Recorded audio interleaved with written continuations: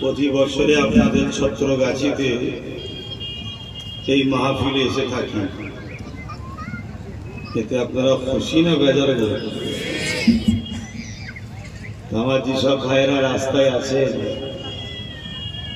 আদব বলছে মাহফিলে আসা দরকার, এবং যারা উপরে পাড়ে বসে আছেন আপনাদের বিবেককে প্রশ্ন করুন, আপনি আপনার নবীর মাহফিলকেই অপমান করছেন। আপনি ওখানে বসেও শুনতে পাবেন আমি জানি, কিন্তু ইসলাম সৌন্দর্যকে পছন্দ করে।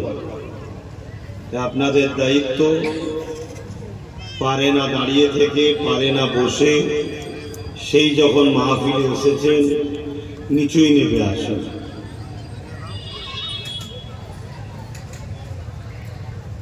বড় দুঃখের বিষয়, দেখুন ডাকলাম সব বসে রয়ে গেল, অথচ আপনারা বলেন আমরা কাফিলের সিলসিলার মুরিদ, আমরা নবী উম্মত। হায় হায়, ঠিক আছে আপনারা যখন আসবেন না থাকে কোনো অসুবিধা নেই, যারা আসার ঠিক আসছে, কিন্তু আপনার বিবেককে প্রশ্ন করে আপনাদেরকে তো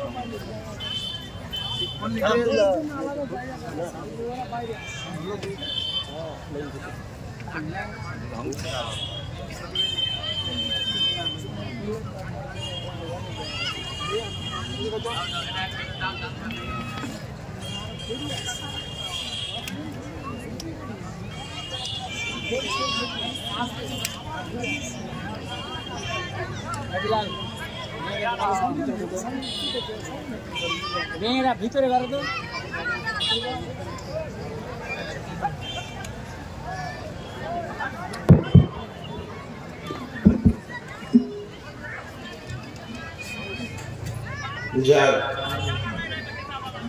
দিন ইসলামের আলোচনা সভা,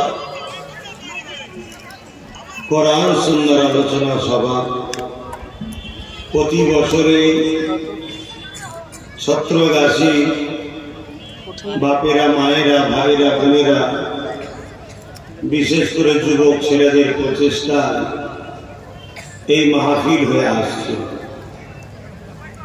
এবছর আলহামদুলিল্লাহ হচ্ছে। আমার পূর্বে আমাদেরই ভাই মুজাদ্দিদুজ্জামান আমিরুশ শরিয়াহ কুতুবুল আলম আল্লামা সৈয়দ আবু বকর সিদ্দিক ফুরফুরাবি আল কুরাইশি দাদা হুজুর রহমাতুল্লাহ আলাইহি সিলসিলা একজন আলেম খাদেম আমার মৌলানা ভাই ইসমাইল সাহেব, তিনি আলোচনা করছিলেন। এখন আমি গুনাহগার, এসেছি সংক্ষেপ সময় দিন ইসলামের গুটি কত কথা আলোচনা করব। সবই আমাদের জানা, তথাপি আল্লাহ কোরআনে বলেছেন ওয়াজ করো, মুমিনদের উপকারে লাগবে, আমার রাসূলকে বলেছেন। সেই নবীর ওয়ারিস হিসাবে আলেম ওলামারা আপনাদেরকে দিনের আলোচনা শোনায়। আমিও নগণ্য একজন খাদেম হিসাবে বিভিন্ন জায়গায় যাই, আপনাদের কাছে প্রতি বছরে এসেছি, বছর আসলাম।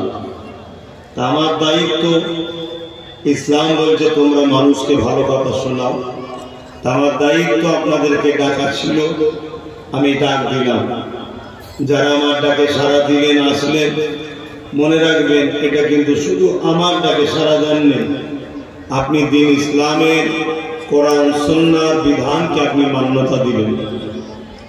তো যা আলোচনার দিকে যায়, যারা আসছেন নিজের দিনের আলোচনা, নিজের ধর্মের আলোচনা, নিজেকে সম্মান ভক্তি ভালোবাসা দিয়ে এসে বসতে হবে।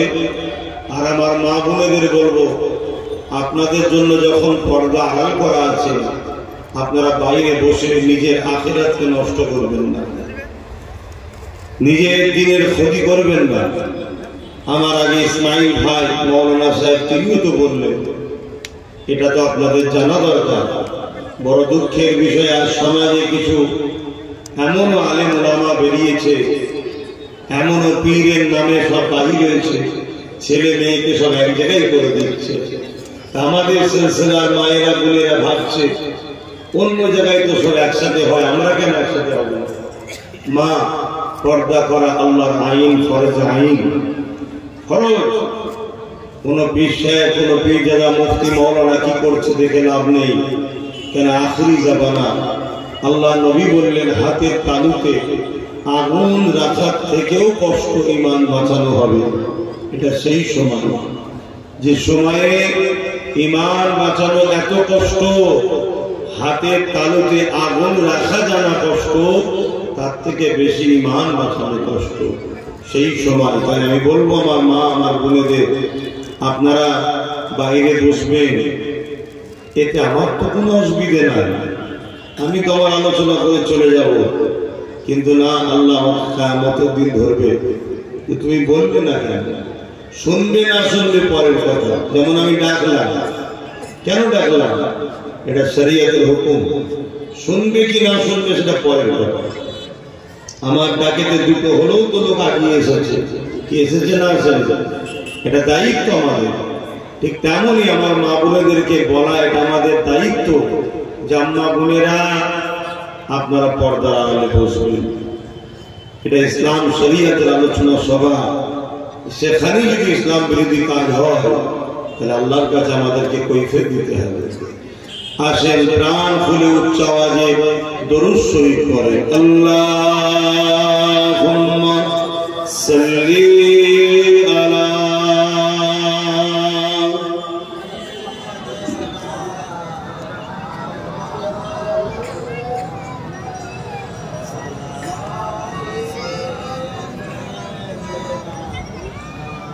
আরেকটু ভক্তির সাথে পড়তে হবে দরুদ। আল্লাহর হুকুম পড়া, সাল্লু, তোমরা দরুদ পড়ো। আমাদের জন্য বাবা, আমরা কিন্তু আজকে ধ্বংসের দিকে, আমাদের জন্য আজকে এ মারছে, ও মারছে, এ জুলুম করছে, ও জুলুম করছে, আমরা চারিদিকে বলছি না? আমিও তো আন্দোলন করছি, কিন্তু আন্দোলন করছি ঠিকই, কিন্তু হাকিকত কি বলছে? যে আমরা মার খাবার উপযুক্ত হয়েছি। খোদার বিনা হুকুম ছাড়া গাছের পাতা লড়ে না। এত বড় ভারতবর্ষকে প্রধানমন্ত্রী হবে, তাতে কি খোদার হুকুম না?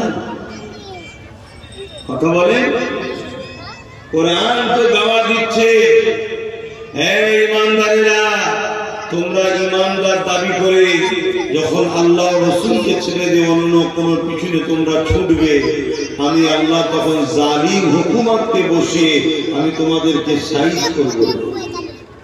এটা আল্লাহর হুকুম, এটা আল্লাহর ফরমান। আজকে আমরা গাফিল হয়েছি আল্লাহ থেকে, রাসূল থেকে, দ্বীন থেকে, শরিয়াত থেকে আমরা গাফিল হয়ে গেছি। এজন্য আমরা আমাদের পাওনা পাচ্ছি। আগামী আরো ভয়ানক পাওনা আসছে যদি আমরা শুধরে না যাই, শুধরে না যাই। মনে রাখবেন, দরুদ আল্লাহ পাকের হুকুম, এবং দরুদের ফজিলত কত। দরুদে ঈমান মজবুত হয়। দরুদ পড়লে আল্লাহ নবী বলছেন, সে আমাকে মহব্বত করলো, আমি নবীর শাফাআত সে পাবে। জোরে বলুন সুবহানাল্লাহ। নবীর শাফাআতের তো আশা আমরা সবাই রাখি, রাখি না? রাখি না। তো মহব্বতে দরুদ পড়তে হবে।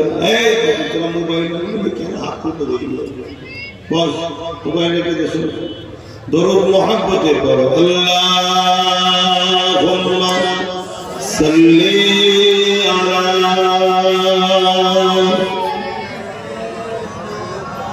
मौलाना मुहम्मद वअला आलिहि।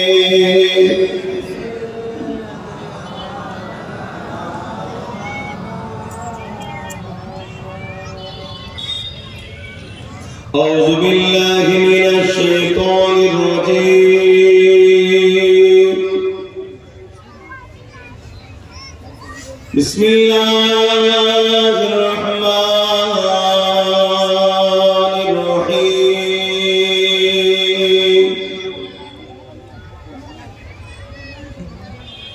الحمد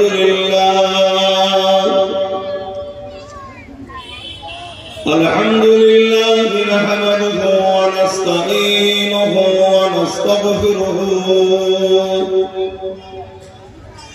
ونؤمن به ونتوكل عليه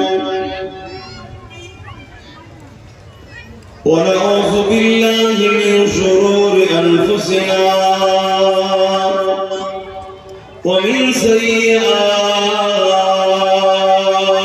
أعمالنا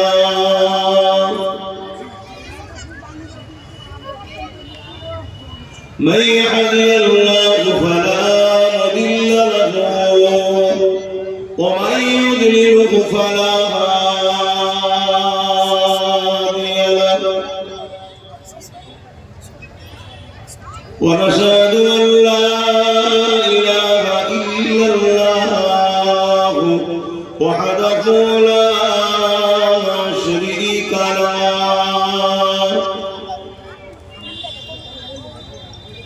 ونشهد أن سيدنا وحبيبنا ومولانا محمدا عبده ورسوله.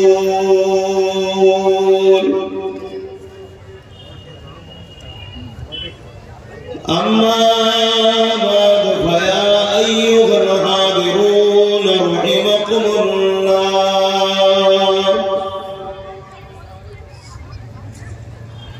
قال الله تعالى في كلام المزيد والفرقان الحميد إن الله وملائكته يصلون على النبي يا أيها الذين آمنوا صلوا عليه وسلموا تسليما. اللهم صل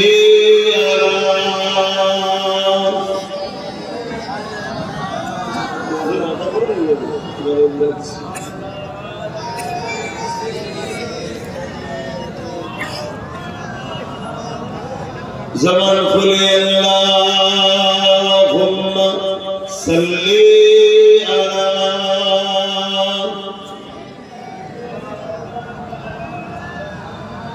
وعلى آله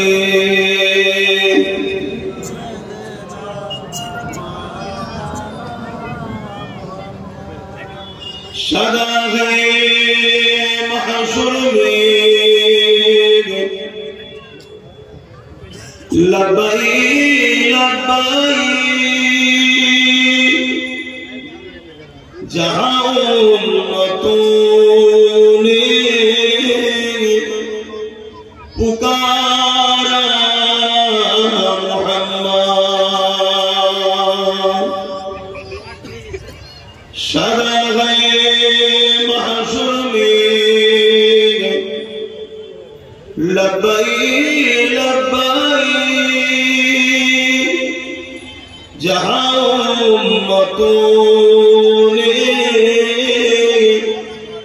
پکارا محمد ہمیں جان دل سے پیارا محمد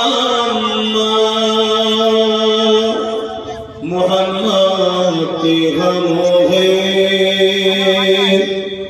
हमारा मुहम्मद अल्लाहुम्मा सल्ली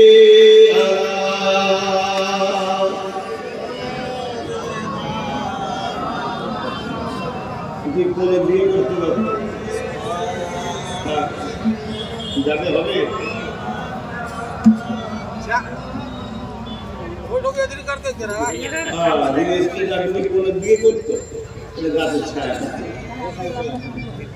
যতই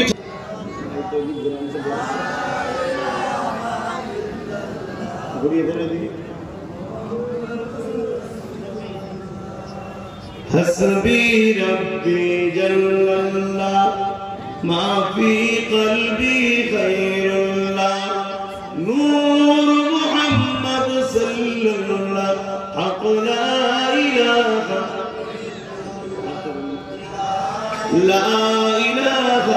इल्लल्लाह ला इलाहा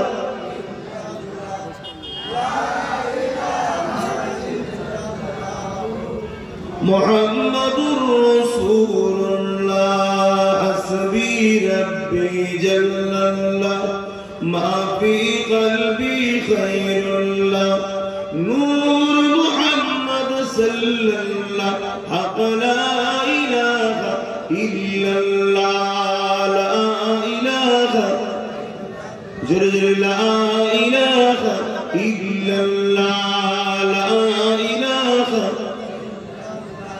ला इलाहा इल्लल्लाह मुहम्मदुर রাসূলুল্লাহ সাল্লাল্লাহু আলাইহি ওয়াসাল্লাম। এই যে বসে বসে আমরা কলমা পড়ছি, এটা কি বেকার যাচ্ছে নাকি?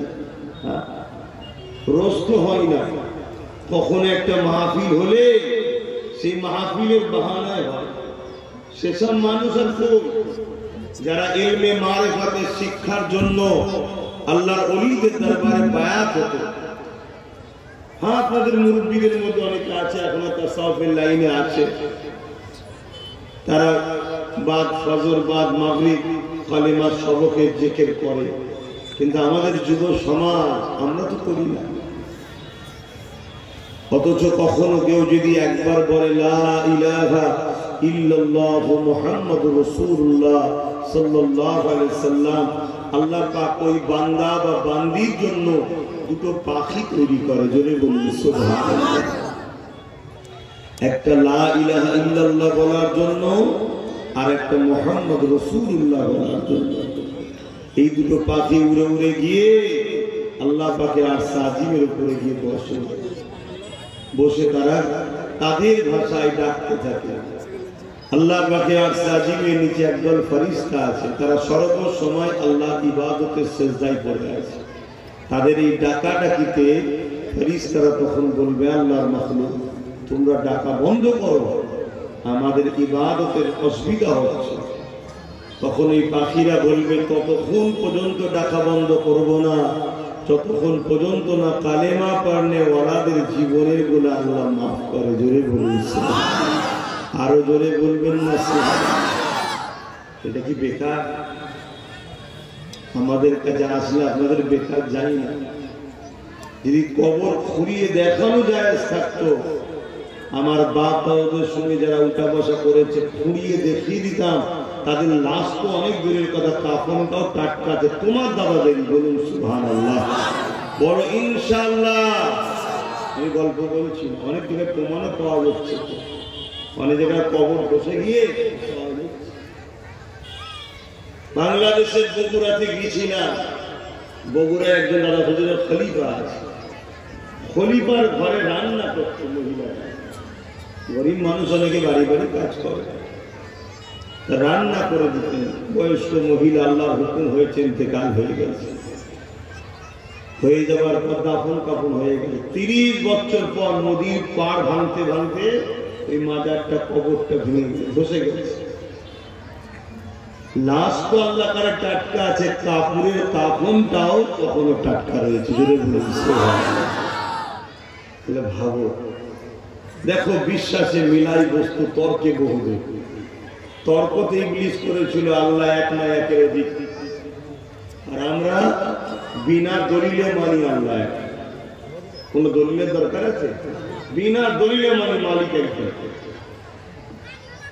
যার দলিল আছে সেটা মানা তো স্বাভাবিক ব্যাপার।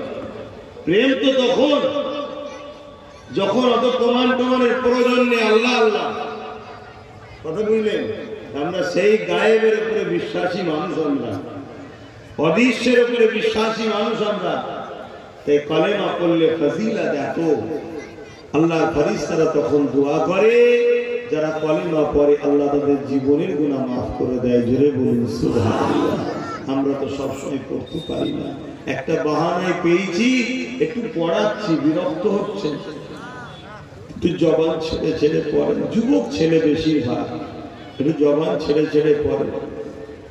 কালেমা লা ইলাহা ইল্লাল্লাহ, লা ইলাহা লা ইলাহা ইল্লাল্লাহ,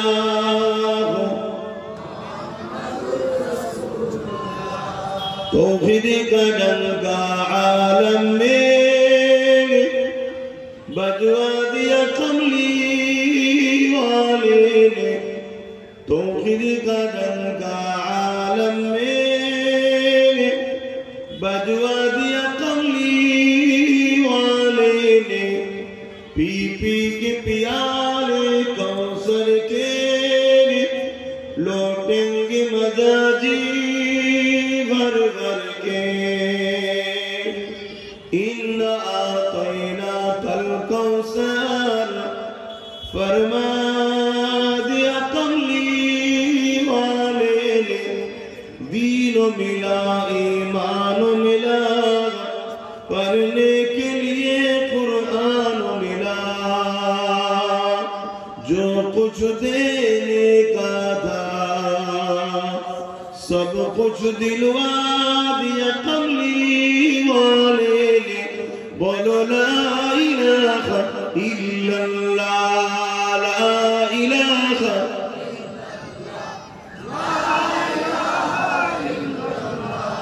ला इलाहा इल्लल्लाह, ला इलाहा ला इलाहा इल्लल्लाह, मुहम्मदुर रसूलुल्लाह, अल्लाहुम्मा सल्ली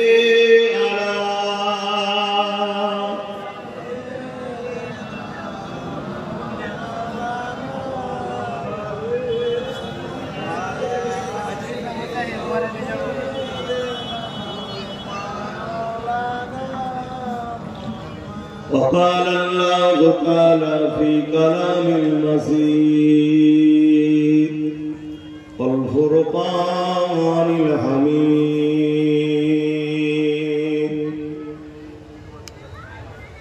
قل إن كنتم تحبون الله فاتبعوني يحببكم الله ويغفر لكم ذنوبكم والله غفور رحيم।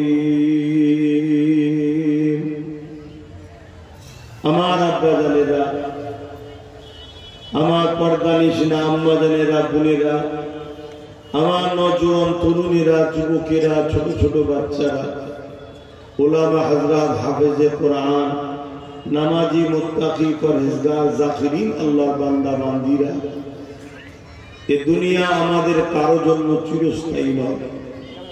আজ আছি কাল নাই, আজ আছেন কাল থাকবেন না। এই পৃথিবীটা হলো আমাদের জন্য একটা পরীক্ষার জায়গা।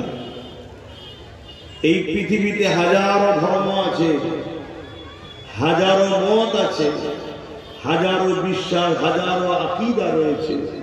যার যেটা পছন্দ, যার যেটা মত, যার যেটা বিশ্বাস, তার কাছে একটা। তবে প্রত্যেকেই কিন্তু নিজের বিশ্বাস, নিজের পছন্দ, নিজের ধর্মকে প্রত্যেকেই কিন্তু খুব ভালোবাসে। আমাদেরকে আল্লাহ পাক বড় সৌভাগ্যবান করেছেন। আমাদের ধর্মের নাম হলো ইসলাম। আমাদের ধর্মের নাম মুসলমান নয়, আমাদের ধর্মের নাম ইসলাম। সালাম থেকে এসেছে, যার বাংলা মানে হলো শান্তি। এজন্য আল্লাহ আমাদের সৌভাগ্যবান করেছে। বললাম কোরআন মাজিদে কালামুল্লাহ শরীফে আল্লাহ নিজে বলছেন ইন্না দীনা ইনদাল্লাহিল ইসলাম, বেশক আমি আল্লাহ আমার মনোনীত পছন্দনীয় ধর্মের নাম হলো ইসলাম। জোরে বলুন সুবহানাল্লাহ। আল্লাহ আমাদেরকে ওই ঘরে জন্ম দিয়েছে, ওই দিনের অনুসারী করেছে যে দিনটাকে আল্লাহ নিজে পছন্দ করেন, নিজের মনোনীত। তাই শুকরিয়া আদায় করে আরো একবার বলি আলহামদুলিল্লাহ।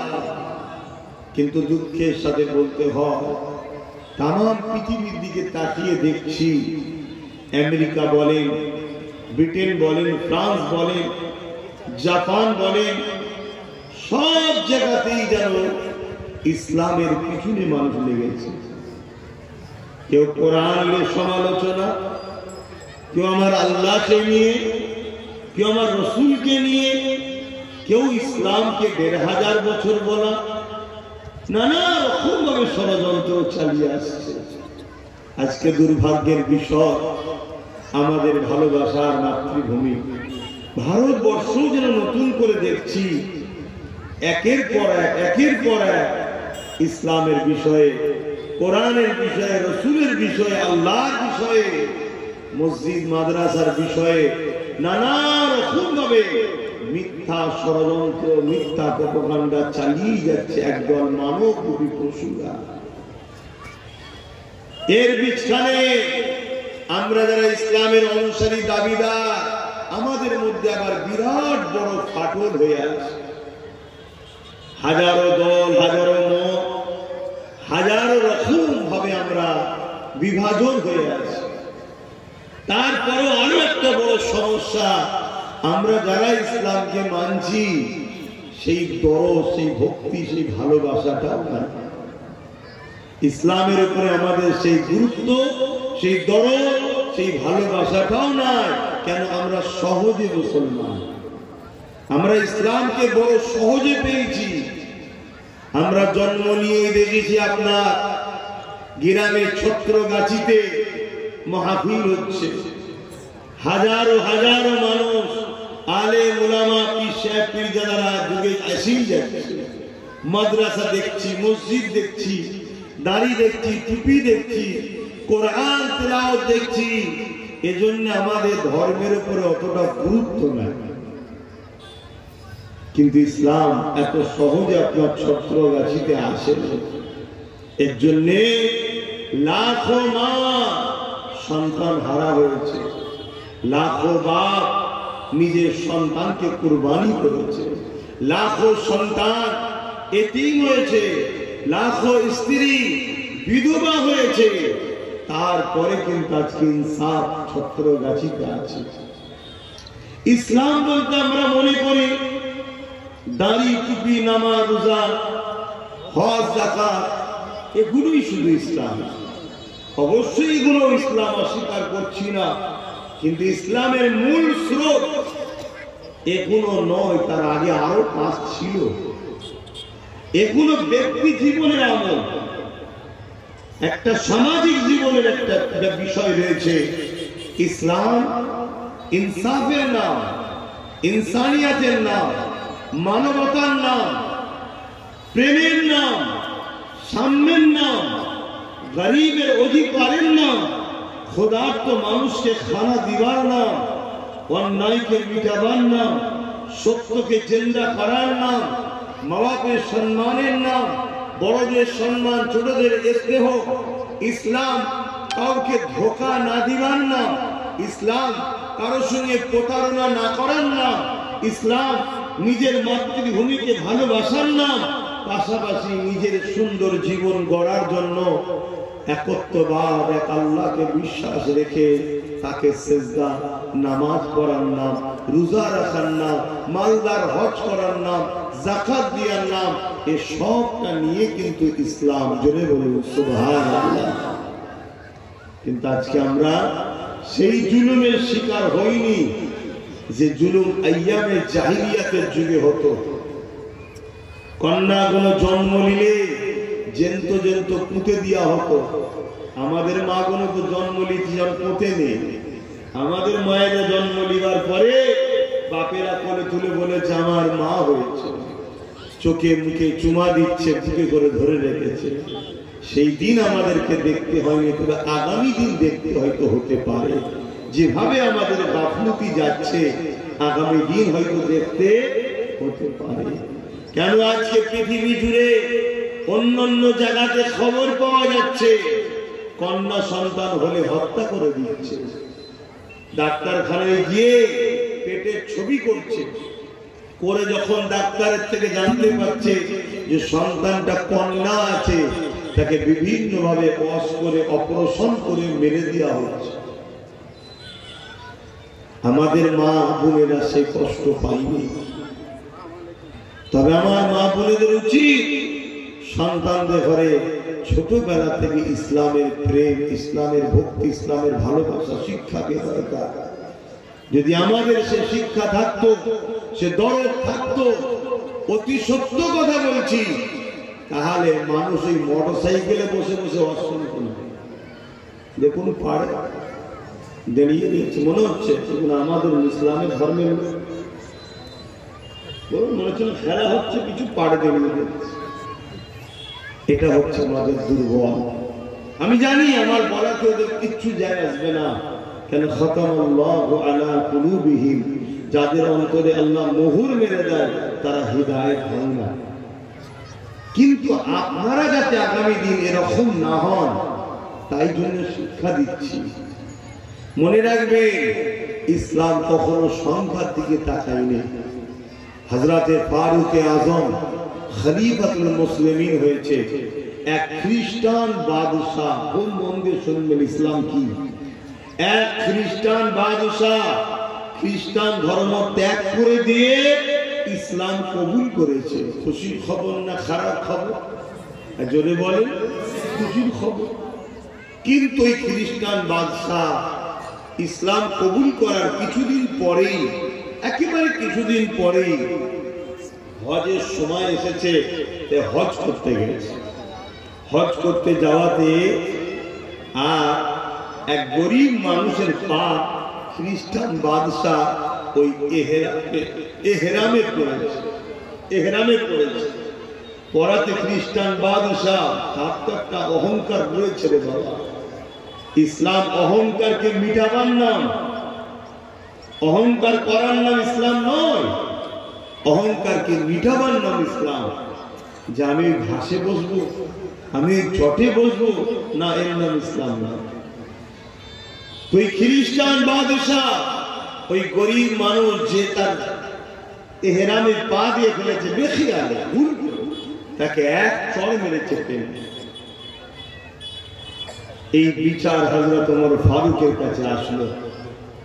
হযরত ওমর ফারুক যখন বিচার এসেছে, ওই খ্রিস্টান বাদশাকে কাঠগড়ায় দাঁড় করাচ্ছে। বাদশাহ বলছে আমাকে তো বাদশাহ আমাকে কমসে কম একটুখানি আলাদাভাবে বসতে দেন।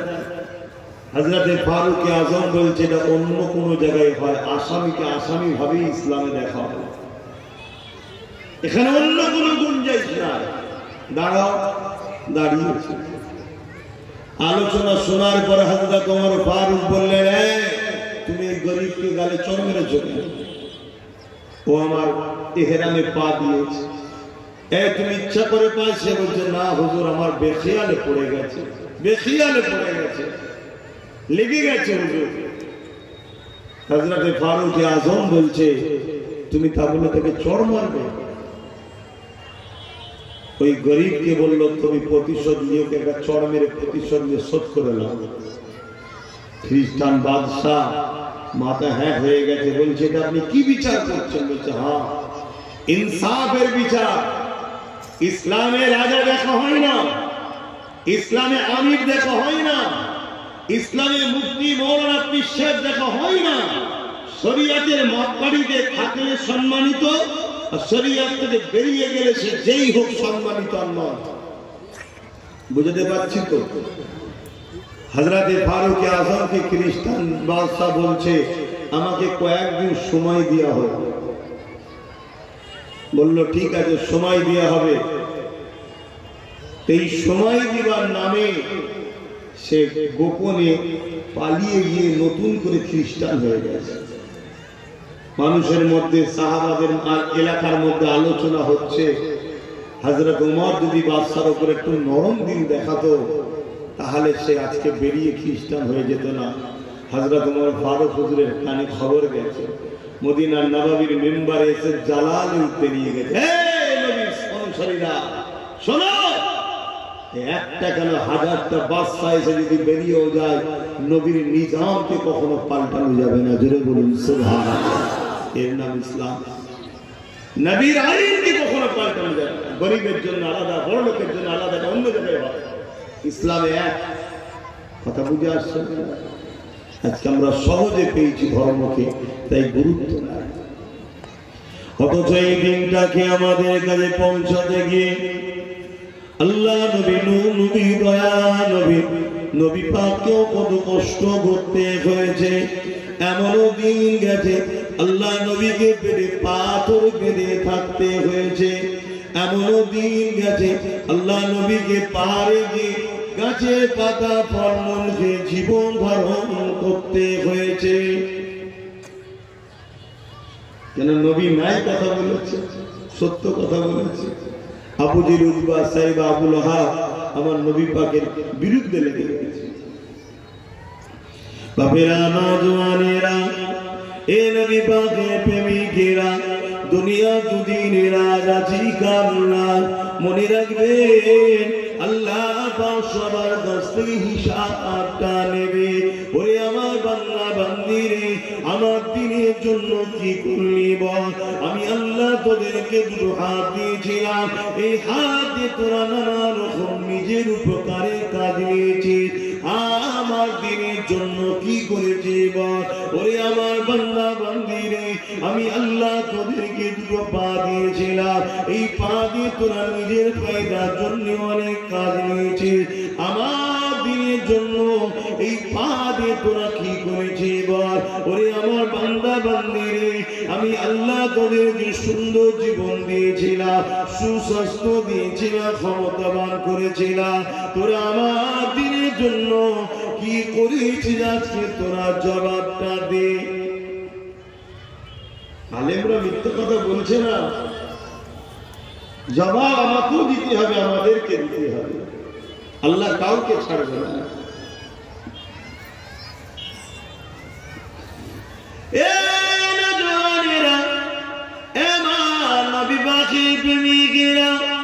তাই তো বুঝাতে বারবার চাই, ইসলামকে মহব্বত করেন, ভালোবাসেন, পেয়ার করেন, নিজের ধর্মের উপরে ভক্তি মহব্বত রাখেন, নবী পাকের দেখানো রাস্তাতে জীবন করার চেষ্টা করে। দুনিয়া তো সম্মানিত হবে, আখিরাতেও নাজাতটা পেয়ে যাবে। ইসলাম যেখানে নাই ওখানে মা বেটার মধ্যে কোনো ভালোবাসা সম্মান নাই। ইসলাম যেখানে নাই ওখানে স্বামী স্ত্রীর মধ্যে প্রেম নাই, ধোঁকাবাজি থাকে। ইসলাম যেখানে নাই ওখানে গরিবের কোনো সম্মানও থাকে না। ইসলাম যেখানে নাই ওখানে পূজা কোনো মানুষের মতো করে বাঁচতে পারে না। ইসলামই একমাত্র সমাধান তোমাকে আমাকে দুনিয়া আখিরাতে নাজাত দিতে পারে।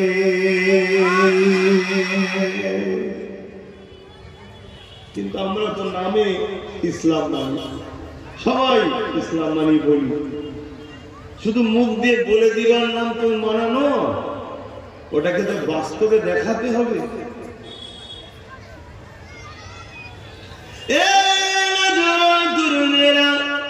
আল্লাহ কোরআনের মধ্যে জানিয়ে দিলেন, উদখুলু ফিস-সিলমি কাফা, তোমরা পরিপূর্ণভাবে ইসলামের মধ্যে আসো।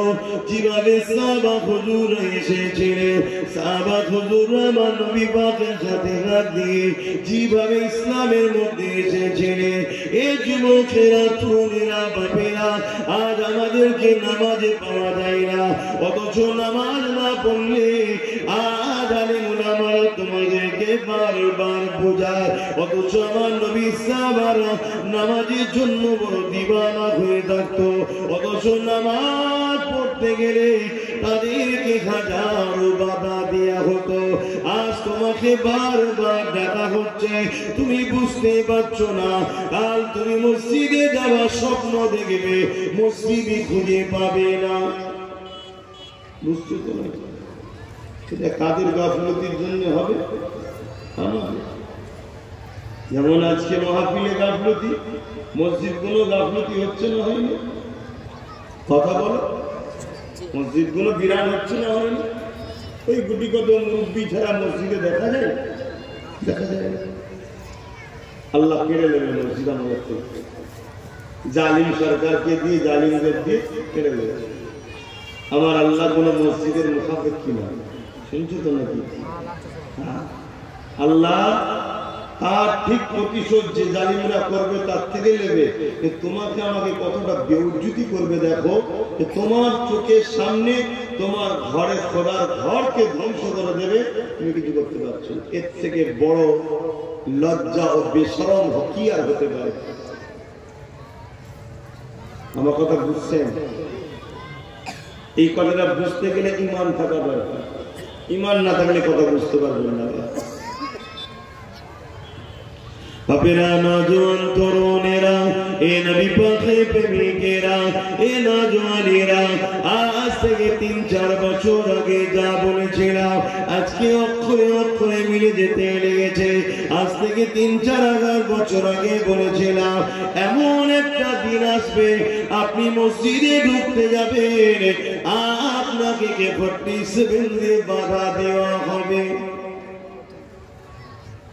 3-4 বছর আগে বলেছিলাম একজন কেউ দাঁড়িয়ে গিয়ে কেস করে দেবে, কোর্ট ফাইনাল দেবে, যতক্ষণ না সমাধান হচ্ছে মসজিদে কেউ যাবে না, তারা মারা থাকবে।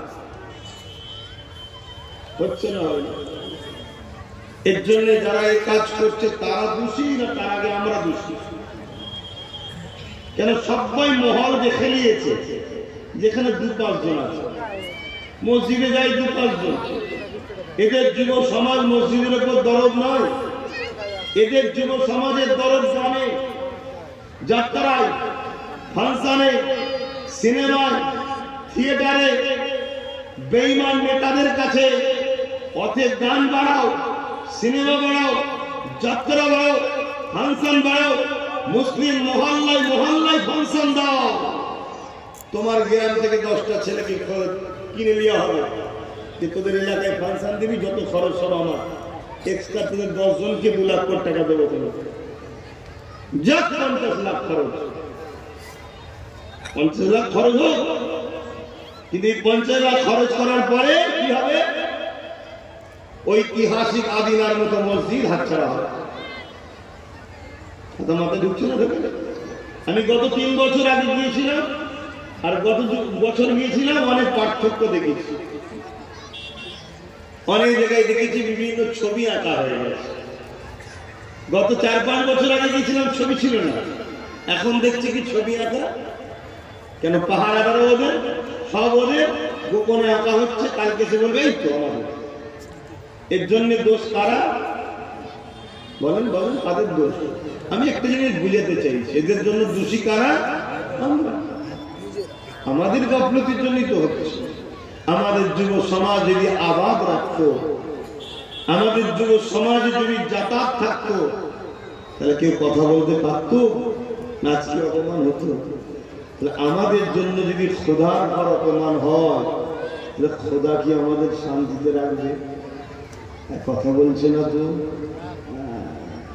তাই আমরা চোখের সামনে দেখছি একটা 80 বছরের মুরব্বী বাপের দাড়ি ধরে কাঁচি দিয়ে কাটছে আর গালে চড় মারছে, বলছে এই স্লোগানটাকে। দেখছেন না? দেখেন না?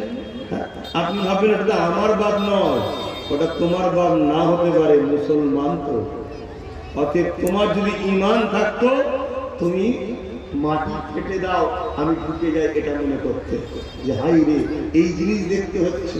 এর চেয়ে বড় অসভ্যতা লজ্জার কি আছে যে আমার বাপ সমতুল্য মুরব্বীর গালে চড় খেতে হচ্ছে আর দাড়িটাকে কেটে দিচ্ছে, আমরা কিছু করতে পারছি না। এটা হচ্ছে অপমানিত করে আমাদেরকে বেউজ্জতি করা হচ্ছে। আমার আজ বুঝছেন না? বোঝেন না?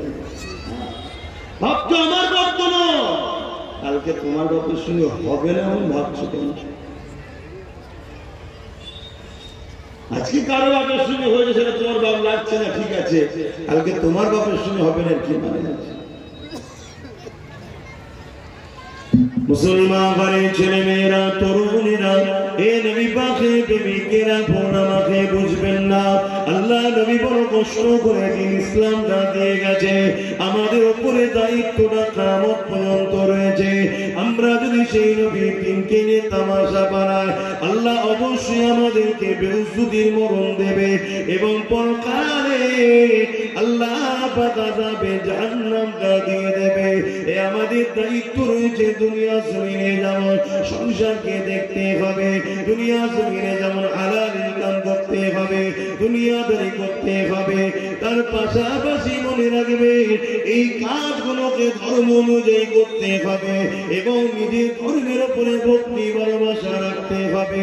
এর মানে এটা নয় অন্য কারো ধর্মের উপরে তুমি আঘাত দেবে না। ইসলাম কাউকে আঘাত দিতে শেখায় না, আমরা দিইনি, কখনো দিয়েছি না।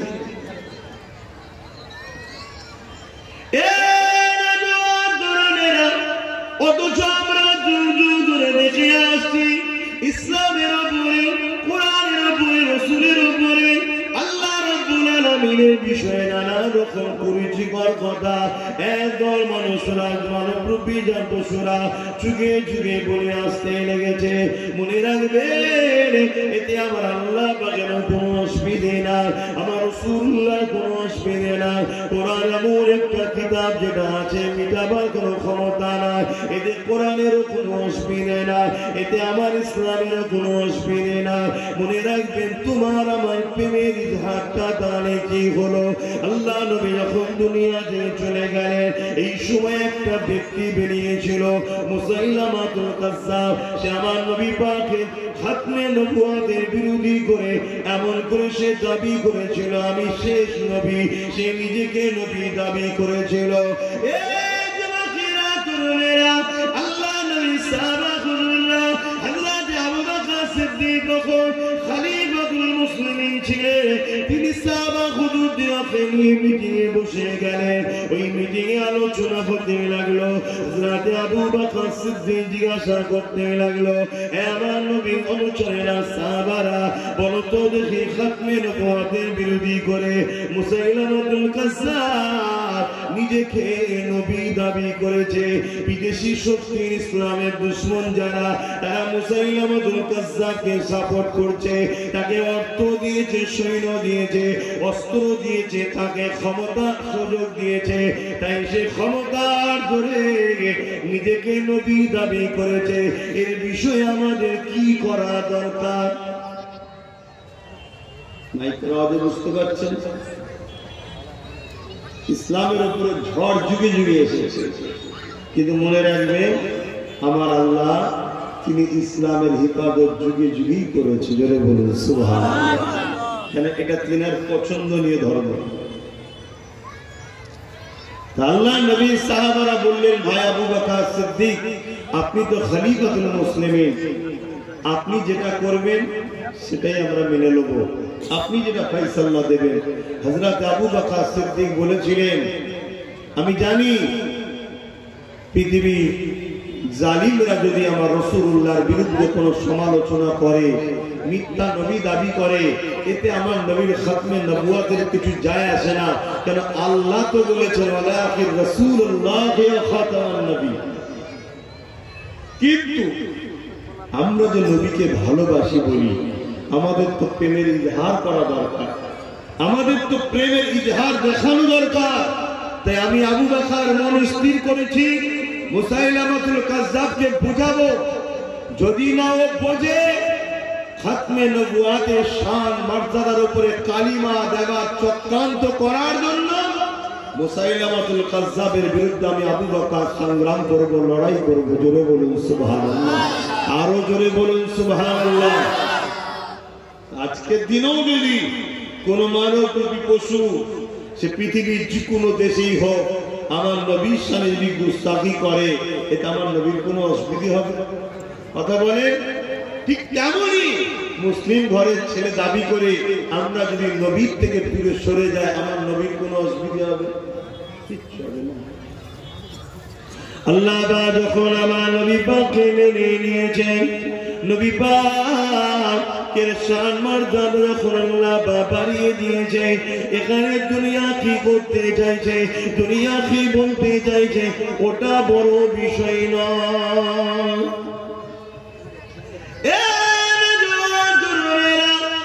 আল্লাহ নবী এখন দিনের পূজা করতে লেগেছে। মক্কা আমার নবী পাকের কথা মানতেছে না, অথচ আমার নবী পাকের সঙ্গে খারাপ ব্যবহার করতে লেগেছে। ঠিক এমনই সময় আমার নবী পাক ঘরে হুজরায় বসে কাঁদতে লেগেছে। আর এই জমিনে মানুষ আল্লাহকে মানতেছে না।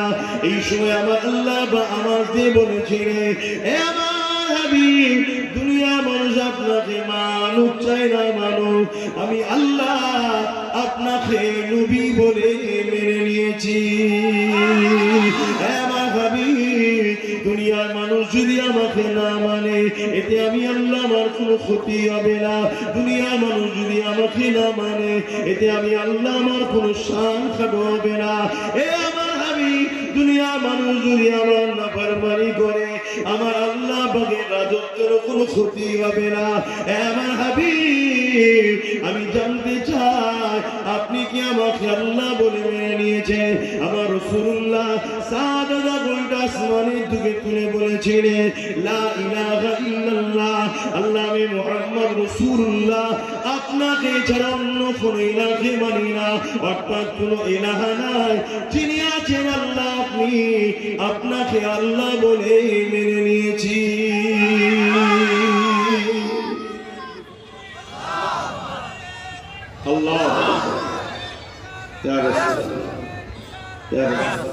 আল্লাহকে নবী মেনে নিয়েছে, নবীকে আল্লাহ মেনে নিয়েছে, আমাদের আর প্রয়োজন আছে কারো? কথা বলে। এখন আমরা যদি কপালওয়ালা হতে চাই, আল্লাহ ও রাসূলকে মেনে নিতে হবে, আর মানার মতো মানতে হবে, মুখে দরদ দিলে হবে না। মুসাইলামাতুল কাজ্জাব খাতমে নবুয়তের বিরুদ্ধে গিয়ে নবী দাবি করেছে, এতে আমার নবীর কিছু যায় আসে না। উদাহরণ দিবার জন্য বলছি, বিরাই জায়গায় বলে থাকি, আকাশে রাত্রিরে চাঁদ উঠলে দেখবেন কিছু কুকুরের খসলত আছে, আকাশ মুখো হয়ে চাঁদের দিকে ঘেউ ঘেউ করে, বা এতে কোনো চাঁদের অসুবিধা হবে? ঠিক তেমনই মানুষের মধ্যে কিছু মানুষ আছে, বারবার আমার রাসূলের শান নিয়ে, দিন ইসলাম নিয়ে, কোরআন নিয়ে, আল্লাহ নিয়ে ঘেউ ঘেউ করে।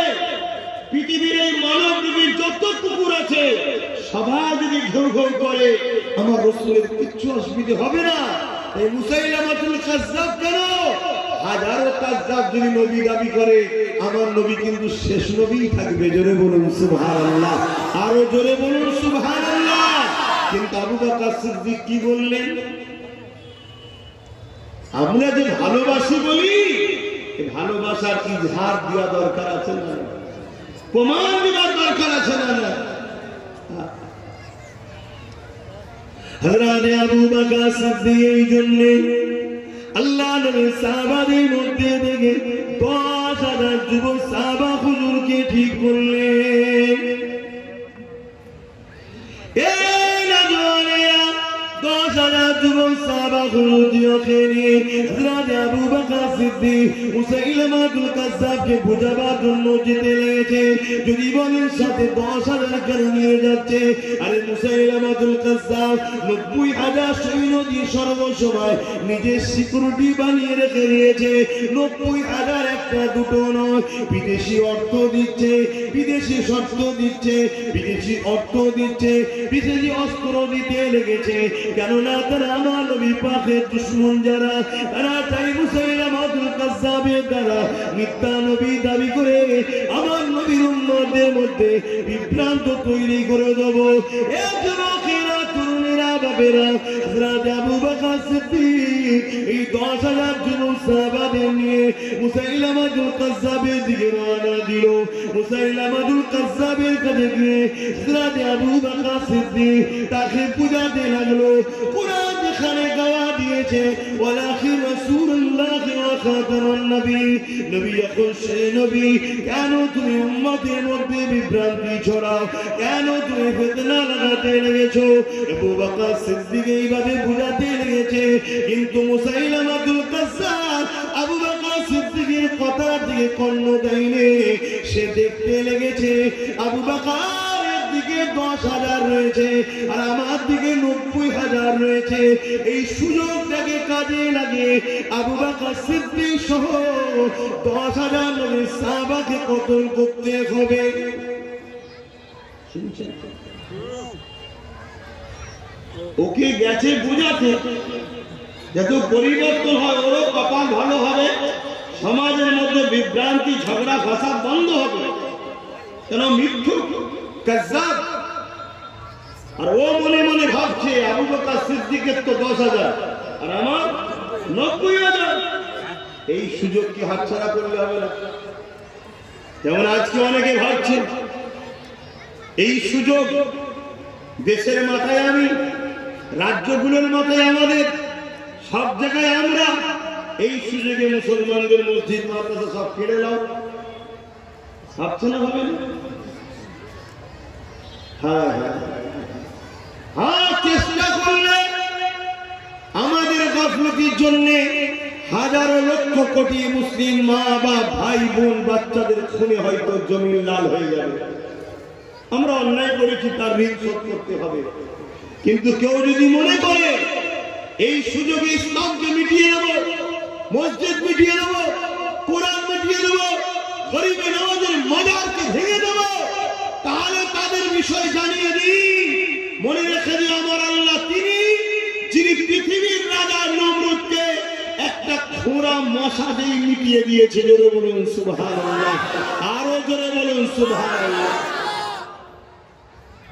যদি কারো এই নেশা জাগে, ক্ষমতার আসনে বসে এই নেশা যদি জাগে, এই সুযোগে সব জায়গায় আমাদের লোক যা খুশি বিল পাস করে নেব, যা খুশি কোর্ট থেকে আইন বার করে নেব, যা খুশি কোর্ট থেকে রায় বার করে নেব, সব আমাদের গরিবের নামাজের মাজার থেকেও তুলে দেব। শুনে রেখো জালিমেরা, ওটা অন্য কেউ নয়, ওটা শেরে খোদা আলীর বেটা। ওসার সঙ্গে পাল্লা দিতে গেলে দুনিয়ায় থাকার বেশি দিন হবে না, এটাও শুনে রেখে দিও। কথা মাথায় ঢুকছে না? ঢুকে না কেন? ইতিহাসের পাতা প্রমাণ দিচ্ছে যুগে যুগে জালিমরা সংখ্যা কম দেখে আর দুর্বল দেখেই ঝামেলা করতে গেছে। ভাবছে আবু বকর সিদ্দিকের তো 10,000, আমার 90,000। এই সুযোগে কাজে লাগায়। যেমন বদরের জমিনে আবু জেহেলকে নবী কিন্তু বুঝিয়েছিল, তুমি কেন মদিনার উপরে হামলা করতে এসেছো? মক্কা থেকে তোমরা আমাদের উপর জুলুম করলে আমরা তো হিজরত করে চলে এসেছি। তুমি মক্কায় আছো, মক্কা শাসন করছো, মক্কালে থাকো, কেন মদিনার মানুষের উপর জুলুম করতে আসছো?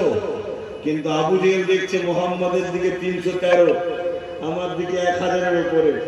ওর হাতে মুহাম্মদ রাসূলের হাতে তরোয়ার নাই, সাহাবাগণের হাতে 313-র হাতে তরোয়ার নাই, আর আমাদের হাতে তীর বল্লম তরোয়ার রয়েছে। এই সুযোগে পুরো গুড়া সমেত মিটিয়ে দেব। এই যে নেশা, ক্ষমতার নেশা, মনে রেখে দিও আমার কওমের যুবক, আমার আল্লাহ আগাছা দ্বারা কিছু করে না, সলিকের দ্বারাই করে, সলিকের দ্বারাই করে। আমি আবার বলছি, যত লড়াই হোক না কেন, বিজয় ইসলামেরই হয়েছে, হচ্ছে, হবে। জোরে বলুন সুবহানাল্লাহ। কিন্তু হ্যাঁ, আমি এটাও স্বীকার করছি, আমাদের গাফলতির জন্য আমাদের যুব সমাজের লাখো কোটি যুবককে মৃত্যুবরণ করতে হবে, লাখো কোটি মা বোনের ইজ্জত চলে যাবে, লাখো কোটি বাচ্চাদের খুনেতে জমিন লাল হয়ে যাবে। এর জন্য আমরা দোষী। আমাদের না ধর্মের উপরে টান, না আল্লাহর মহব্বত, না নবীর প্রেম, না দিন ইসলামের আখলাক আমাদের মধ্যে আছে। এজন্য আল্লাহর সাহায্য আমরা পাবো না, তাই আমাদের ক্ষতি হবে। কিন্তু ইসলামের উপরে আল্লাহর সাহায্য আছে, ছিল, আছে। ঠিক গুটি কত সলিড যখন হয়ে যাবে, ওই সলিডের দ্বারাই আল্লাহ আবার ইসলামকে আগিয়ে নিয়ে যাবে। জোরে বলুন সুবহানাল্লাহ। সমীক্ষা বলছে 1945-এ ইউরোপ দুনিয়া 1945-এ ইউরোপ দুনিয়া ইসলামের হাতে চলে আসবে। জোরে বলুন সুবহানাল্লাহ। কি বুঝছেন? আমার ঘরের ছেলে ইসলাম থেকে বেরিয়ে যাচ্ছে, আর যাদের ঘরে ইসলামের জন্ম নয় তাদের ঘরের ছেলে ইসলামে আসছে। আমার আল্লাহ তার কোরআন, তার হাবিব, তার দ্বীনকে কার উপরে রাখবে তিনি ভালো জানে। তোমায় দিয়েছে, তুমি গুরুত্ব দিওনি, কেড়ে নিয়ে অন্য ঘরের ছেলেকে কালেমা পড়িয়ে তার হাতে তুলে দেবে। শুনছো আমার যুবকরা? যদি নিয়ামত রাখতে পারো তো রাখো, তোমার হাতে থাকবে।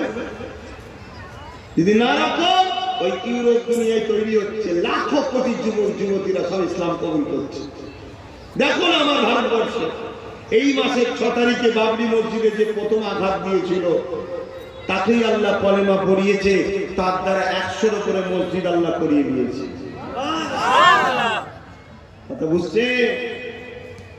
অতএব আল্লাহ যে নিয়ামত দিয়েছে এই নিয়ামতকে ধরো। এত গাফলতি ভালো নয়, এত গাফলতি, এত উদাসী ভালো নয়। বলে যাওয়ার ডিউটি আছে বলছি, না বললে আল্লাহ আমাকেও করবে। তুই বললি না, তাই বলি। আজকে কিছু মানুষ ক্ষমতার জোরে গরিবে নামাজের মাজারকে নিয়ে ষড়যন্ত্র শুরু করেছে। খবর আছে না?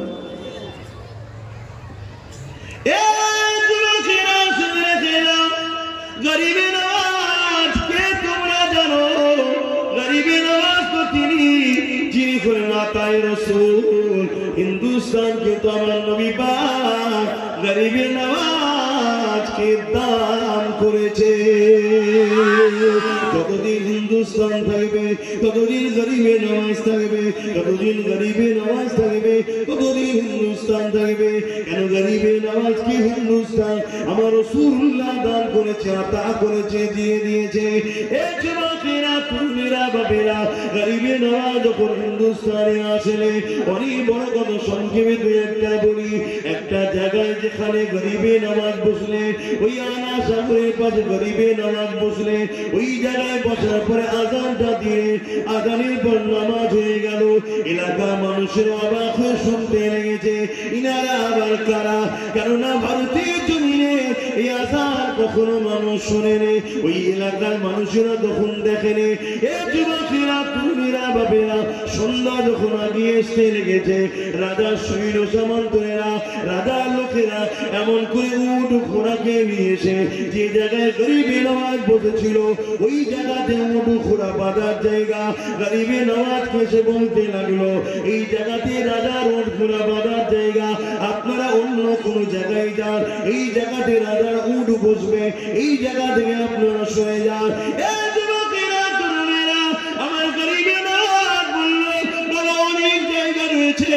যেখানে খুশি পাবো না বাবা, এই জায়গাটাই কেন বানতে হবে?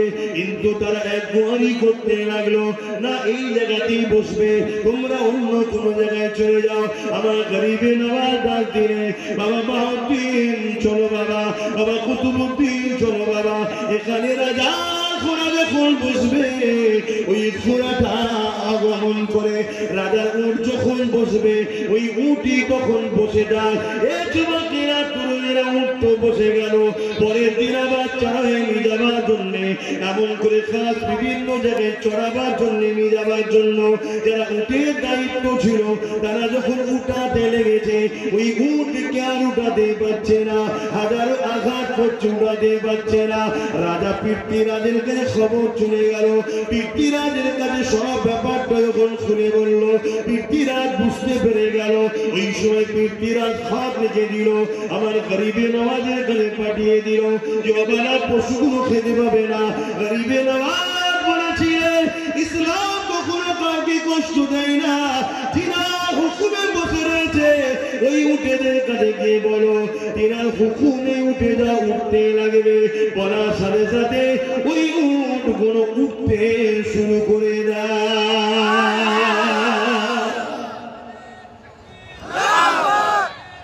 আল্লাহ, যে গরিবে নওয়াজে 850 বছর আগে বসানো উঠতে উঠাতে পারে না, আজকে সেই গরিবের নওয়াজের মাজারের মার্বেল তোলার স্বপ্ন দেখছে একজন মানব রূপী পশুরা। শুনছেন তো নাকি? সময় থাকতে থাকতে উচিত হবে ওদের ক্ষমা চেয়ে নিয়ে যাওয়া গরিবের নওয়াজের দরবারে। আর না হয় জাহান্নাম ইন্তজারে রয়েছে। আগ যখন ধরবে, আগুন যখন পাকড়াও করবে, রেহাই আর থাকবে না।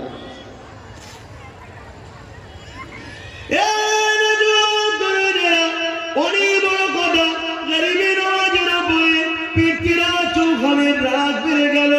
কি করে গরিবের নওয়াজকে দাঁড়াতে লাগবে? পৃথ্বীরাজ চৌহানের আম্মা যখন দুনিয়া থেকে চলে যান, তিনি তখন একটা ছেলেকে ওসিয়ত করে গিয়েছিল, বাবা তোকে একটা ভবিষ্যৎবাণী করে যাচ্ছি বাবা, তোর রাজত্ব চলাকালীন একজন মুসলিম ব্যক্তি তোর রাজত্বের মধ্যে আসবে, যে বড় সৃষ্টিকর্তার পেয়ারা হবে। বাবারে তার পিছনে লাগতে যাবি না, সে নাই সত্যের কথা বলতে আসবে, সে তোর রাজত্ব যখন করতে আসবে না, এই তার পিছনে তুই লাগবি না।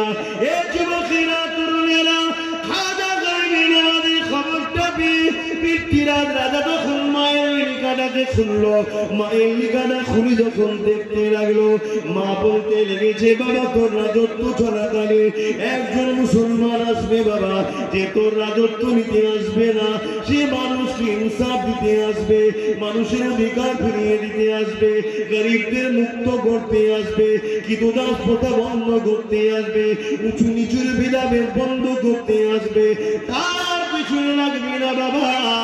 অহংকার রাজা রাজত্বের গরমে পড়ে যখন এই লিখাটা দেখলো, ওই লিখাটা মায়ের লিখা না মেনে নিয়ে সে মনে মনে বলতে লাগলো, আমার মা যখন এই লিখাটা লিখেছিল বা ওসিয়ত করেছিল, তখন আমার মায়ের বয়স ছিল 90 বছর। মাথা ঠিক ছিল না মায়ের? বয়স হয়েছে, মায়ের ঠিক ছিল না। যদি মেনে নিত, ধ্বংস হতো। ক্ষমতার অন্ধকার, ক্ষমতার যুগ।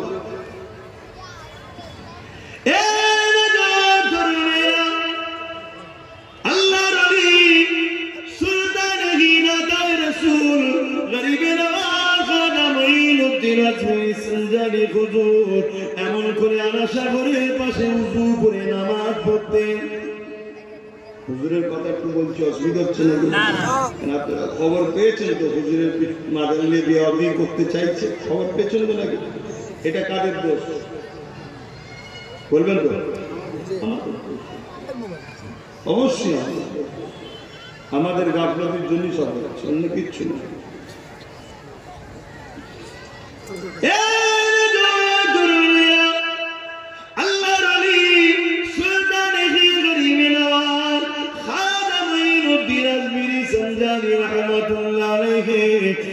সাগরে উযু করতেন। ওই আনা সাগরটা ছিল রাজার জন্য স্পেশাল। ওই জায়গাতে মুসলমান উযু করে নামাজ পড়ে, খাওয়া দাওয়া করে, পানি খরচ করে। এই খবরটা যখন পৌঁছে যায়, এমন করে গরিবে নামাজের কাছে সৈন্য পাঠিয়ে দেওয়া হয়, তেনাদের ঘরে আনা সাগরের পানি ব্যবহার করতে নিষেধ করা হয়। এ যুবকেরা, তরুণীরা, বাপেরা, এই গরিবে নামাজ হযরত কুতুবউদ্দিন কাকি রাহমাতুল্লাহ আলাইহি বললে, বাবা কুতুবউদ্দিন রে, যাও বাবা এক লোটা পানি তুলে নিয়ে আসো, না জানি আর তো পানি ব্যবহার করতে দেবে রে বাবা। এক লোটা পানি তুলে নিয়ে এসো বাবা। আমার গরিবে নামাজের হুকুম শুনে যখনই দেয়া খলিফা মুরিদ যখন পানিটা উঠাতে লাগলো, ওই সময় দেখা যায় সমস্ত পানি ওই লুটার মধ্যে চলে আসে। আরো জোরে বলুন সুবহান। হাদিস পাকের মধ্যে আছে, আল্লাহর ওলিরা দুনিয়া থেকে চলে যাওয়ার পর 70 গুণ পাওয়ার বেড়ে যায়। দুনিয়ায় থাকা অবস্থায় যদি গরিবের নামাজ এটা দেখায়, চলে যাওয়ার পর পাওয়ার কত বাড়ে? 70 গুণ।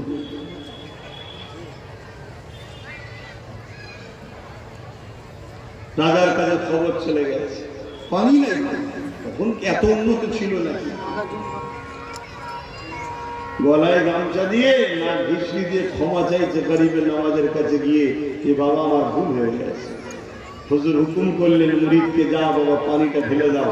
আবার আনা সাগর কানায় কানায় হয়ে গেল। জোরে বলুন সুবহানাল্লাহ, আরো জোরে বলেন সুবহানাল্লাহ। তাহলে আমরা হাত গুটিয়ে বসে থাকি, আমার গরিবের নামাজ তো বিশাল বড়, কিন্তু ভালোবাসার ইজহারের দরকার আছে না? কথা বলে, এগুলো তো আমাদের জন্য অফার, গুনাহ মাফ করার অফার। আমরা দেখেছি আমেরিকা একটা ফিল্ম বার করেছিল, ইনোসেন্স অফ মুসলিম। ওই ফিল্মটা যে হলে প্রথম উদ্বোধন করেছিল এবং যারা করেছিল সবাইকে আল্লাহ শেষ করেছে। কিন্তু কখন শেষ করেছে? যখন দুনিয়ায় প্রচার হয়ে গেছে, সব জায়গায় আন্দোলন মিছিল প্রতিবাদ হয়েছে, তারপরে আমার প্রশ্ন এটাই, আরে আমার আল্লাহ তো সেই সিনেমা হলকে ধ্বংস করলো।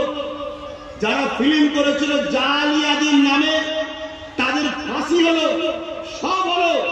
এটা তো প্রথমে করে দিতে পারতেন আল্লাহ। আরে প্রথম যদি করে দিত, এই লাখো কোটি নবীর গোলামরা যারা দুনিয়ায় চলতে গিয়ে পাপ করেছিল, অন্যায় করেছিল, কিন্তু রাসূলুল্লাহর অপমানকে সহ্য না করতে পেরে রাজপথে নেমে মিছিল করেছিল, এর বিনিময়ে আল্লাহ তাদের গুনাহকে মাফ করেছে। জোরে বলুন সুবহানাল্লাহ।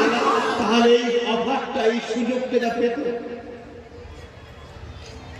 কথা কিছু বুঝছেন না, বোঝেন না?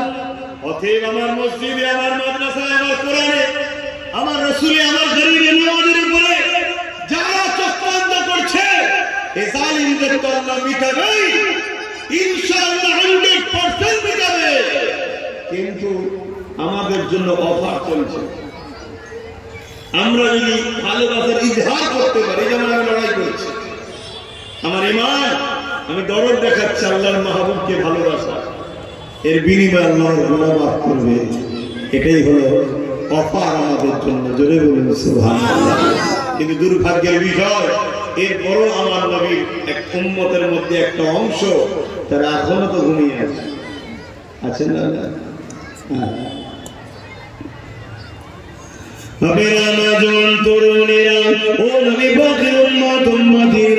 আমার গরিবের নামাজ সুলতানে কে জানো? তিনি একদিক দিয়ে হযরত ইমামে হাসান হুজুরের আওলাদ, আর একদিক দিয়ে ইমামে হুসাইন হুজুরের আওলাদ। দুই দিক দিয়ে তিনার সম্পর্ক, অর্থাৎ মুঈনুদ্দিন আসমিরি, হাসানি ওয়াল হুসাইনি। এই যুবকেরা, তরুণেরা, আমার গরিবের আওলাদ যখন হিন্দুস্তানে আসে, আমার একদিন রাস্তা দিয়ে যেতেছে, এমন সময় দেখেন একদল মানুষ আগুনের উপাসনা করতে লেগেছে। আমার গরিবের নামাজ সেখানে পৌঁছে গেলে, সেখানে দাঁড়িয়ে গিয়ে তাদেরকে বলতে লেগেছে, বাবারা তোমরা গুণাশ্রী করতে লেগেছো। তারা বলতে লেগেছে, আমাদের আগুন খোদার উপাসনা করতে লেগেছে। কতদিন করতে লেগেছো? তারা বলতে লেগেছে 40 বছর ধরে করতে লেগেছে। গরিবের নামাজ বললেন, তোমাদের বিশ্বাস আগুন খোদার পূজা করতে লেগেছো, তাহলে নিশ্চয়ই হাত দিয়ে পুরাবে না। তোমরা কেউ একজন হাত দিয়ে দেখাও। তারা বলতে লেগেছে আগুন তো পুড়িয়ে দেবে। আমার গরিবের আওয়াজ বলেছিল, আগুনের পুরাবার ক্ষমতা না। আগুনের পুরাবার ক্ষমতা আছে? ইব্রাহিম নবীকে পুরাবার আগুনের পুরাবার ক্ষমতা নেই। সব ক্ষমতার মালিক কে? জোরে বলুন না।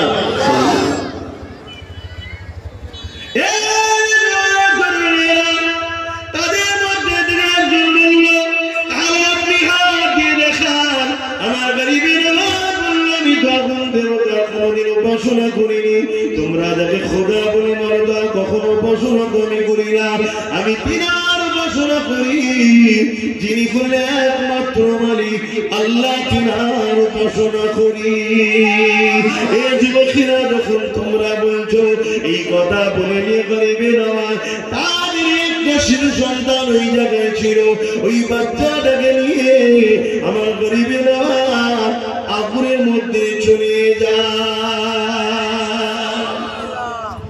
তাদেরই একটা বাচ্চা তোমার ঘুরছিল, ওই মুজুসিদের যারা আগুন উপাসনা করে, গরিবের নামাজ নিয়েছে বলে নিয়ে আগুন দিয়েছে। চিৎকার চেঁচামেচি শুরু হয়ে গেছে, যে নিজে মরল আমাদের বাচ্চাটাকে পড়িয়ে দিল। লোক ভিড় জমছে। তখনকার সময় তো বাবা এখন ফোন করলি যেমন গাড়ি চলে এসছে, ফায়ারের গাড়ি, তাও আসতে অনেক সময় লাগে, তার আগে সব পুরো শেষ হয়ে যায়। তখন এত উন্নত ছিল না। দীর্ঘক্ষণ গরিবে নামাজ ভেতরে আছে, চারিদিক দিয়ে মানুষের জড়ো হয়ে গেছে। কি হয়েছে সবাই জিজ্ঞেস করছে, সবাইকে বিবাহ ওই অগ্নি উপাসকরা বুঝাচ্ছে, শোনাচ্ছে। আর ঠিক এমনই সময় তাহা সুলতানে বাচ্চাটাকে সাথে করে নিয়ে কাপড় ঝাড়তে ঝাড়তে আগুন থেকে বাইর হচ্ছে। জোরে বলুন সুবহানাল্লাহ, আরো জোরে বলবেন না সুবহানাল্লাহ। একটা বিষয় খেয়াল করে দেখেছে, একটা বিষয়, একটা মুশরিকের বাচ্চা গরিবে নওয়াজের কোলে, গরিবে নওয়াজ আল্লাহ বলি নবীর সন্তানের সন্তান, তিনি নয় করল না, কিন্তু মুশরিকের বাচ্চা সে পড়ে নেই। কার বাচ্চা বলে কথা নয়, আল্লাহর বন্ধুর কোলে আছে, এটাই আল্লাহ পাক পছন্দ করেছে। জোরে বলুন সুবহানাল্লাহ। আমার বন্ধুর কোলে যে থাকবে তাকে আমি পুড়িয়ে দিই। হায় হায় হায় হায়, আজ আমাদের যুবকরা কাদের কোলে দুলছো? কেন্দ্র সরকার তো বলছে অকাপ বিল করে সব নিয়ে নেবে, খবর পেয়েছো তো নাকি? কি হবে? তোমাদের মালদা অনেক সম্পদ আছে, অকাপে মালদায় অনেক সম্পদ আছে। তার মধ্যে যে মোদী মসজিদের কথা বললাম, ওটাও দফা সব নিয়ে নেবে। কি হবে? আমরা তো বললে শুনবে না, যাদের কোলে দুলছ বলো। এবার কি হবে? কখনো খেয়াল করে দেখেছো যে অকাপ সম্পত্তি কেন লিখতে চাইছে? সংশোধনের নামে অকাপ বিল তৈরি করে সম্পূর্ণকে কবজা করতে চাইছে কেন? কোনদিনই তো মুসলমানের হাতে অকাপ ছিল না, ছিল নাকি? ৭৭ বছর ধরে অকাপকে তো সবাই দখল করে খেয়েছে, ইনিও তো ১০ বছর ধরে খাচ্ছে। তো হঠাৎ করে আবার লিকালিকি করে নিতে চাইছে কেন? কখনো খেয়াল করে দেখেছে? তা দেখার সময় নেই। হায় হায়, কবে জাগবে, কবে ঘুম ভাঙবে? যেদিন কিয়ামতের সুর ফুঁকা হবে সেদিন নাকি? এই বাচ্চাগুলোকে কি দিয়ে যাচ্ছেন আপনারা? এই বাচ্চাগুলোকে কি দিয়ে যাচ্ছে? হায় আল্লাহ, আল্লাহ যদি খাস রহমত করে তবে হিন্দুস্তানের মুসলমান তোমরা আগামী দিন বাঁচবে। মনে রেখে দিও, ইসলামকে নিয়ে চিন্তা করো না, ইসলাম থাকবে, ইসলামী তো থাকবে। নতুন প্রজন্ম তৈরি করে দেবে, যারা ইসলামের দুশমন তাদের ঘরের ছেলেরা কলমা করবে ইসলামের জন্য, আল্লাহ তৈরি করে দেবে। জানো না হযরত ওমর ফারুক বলেছিল ৩৯ থেকে ৪০ হতে দেবো না, আল্লাহ ওমর ফারুককে ৪০ করে দিয়েছিল। জোরে বলুন সুবহানাল্লাহ। আমার আল্লাহ তাদের মধ্যে তুমি তৈরি করে দেবে, কিন্তু তোমার আমার বেঁচে থাকা কিন্তু বড় বিপদ হয়ে গেছে। বললি তো অনেকে ভাববে হুজুরের ছেলে সব কেন বলবে। লাও, আমি তো ১,৫০০ বছর আগে বলে গেছি, এমন একটা দিন আসছে তোদের অস্তিত্ব বাঁচাতে পারবি না। অকাপ হলো তোমাদের অস্তিত্ব, অকাপ তোমাদের পেহচান। ভারতবর্ষে হাজার হাজার বছর মুসলমান আছে, এই পেহচান হলো অকাপ। মনে রেখে দেবে, তোমার এই আধার কার্ড, ভোটার কার্ড, এসব পেহচান কতদিনের? কিন্তু কেরলে একটা মসজিদ আছে ১৪০০ বছর বয়স, ওটা তোমার প্রমাণ করছে ১৪০০ বছর থেকে ভারতবর্ষে মুসলমান আছে। গুজরাট একটা মসজিদ আছে ১৩০০ বছর বয়স, প্রমাণ দিচ্ছে ১৩০০ বছর ধরে ভারতে মুসলমান আছে। এই ভারতবর্ষের হাজার হাজার বছরের কবরস্থান, হাজার হাজার বছরের মসজিদ, হাজার হাজার বছরের মাদ্রাসা প্রমাণ দিচ্ছে হাজার হাজার বছর ধরে মুসলমান আছে। ওগুলোকে সব কবজা করে নীরবে সাইলেন্ট ভাবে সব ধ্বংস করে দিয়ে বড় বড় কর্পোরেশনদের হাতে তুলে দেওয়া হবে। আর প্রমাণ দিতে পারবে না 1000 বছর তোমরা এই দেশে আছো। তোমাদের মালদার মুসলমানদের পরিচয় কি? তোমাদের মালদার মুসলমান কতদিন ধরে আছে? কিছু কম বেশি 350, 400, 500 বছরের মসজিদ প্রমাণ দিচ্ছে মালদার মুসলমান 350, 400 বছর ধরে আছে। কিন্তু কালকে ওটাকে কবজা করা হবে, এখনো কবজায় আছে, কিন্তু লিখে যাইবে, কালকে লিখিত হবে, নেওয়া হবে। লিখে নেওয়ার পর তোমার আর থাকবে না, অকাপ আর বলতে পারবে না। অকাপ থাকবে না তো বলবে কি করে? ওটাকে নিয়ে তখন প্রমোটিং হয়ে যাবে, কোটি কোটি টাকায় বড় কোম্পানিকে বিক্রি করে দেওয়া হবে। দিয়ে এবার তোমায় বলা হবে তুমি যে ভারতীয় প্রমাণ দাও। আমার কথা অনেকে হাসি লাগতে পারে যে হুজুর মনে হচ্ছে ভুলভাল বলছে। হ্যাঁ বা ভুলই বলছি, অপেক্ষা করো না 2 বছর। আমি তো 3 বছর বলেছিলাম, এই ডিসেম্বর চলে গেলে 1 বছর হবে, 2 বছর এখন অপেক্ষা করো। যদি বেঁচে থাকি আল্লাহ দেখাই দেখবো, তোমরা বেঁচে থাকো দেখবে। আমি বলেছিলাম চোখ দিয়ে পানি নয়, চোখ দিয়ে রক্ত বেরোবে। দেখা যাক না, দেখা যাক হয় কি হয় না। অনেক বুঝিয়েছিলাম, অনেক বলেছিলাম। আমাদের যুব সমাজ 500 টাকায় বিক্রি, 200 টাকায় বিক্রি, 1000 টাকায় বিক্রি, বিরিয়ানিতে বিক্রি। কথা বুঝে আসছে না? যদি বলা হতো 150 কোটি টাকা রোজ দেওয়া হবে, বাপরে বাপ, তখন দেখতে ধুলো আর ধুলো। ভুল বলছি নাকি? লাও না, তোমাকে 150 এমনি দিয়েছে নাকি?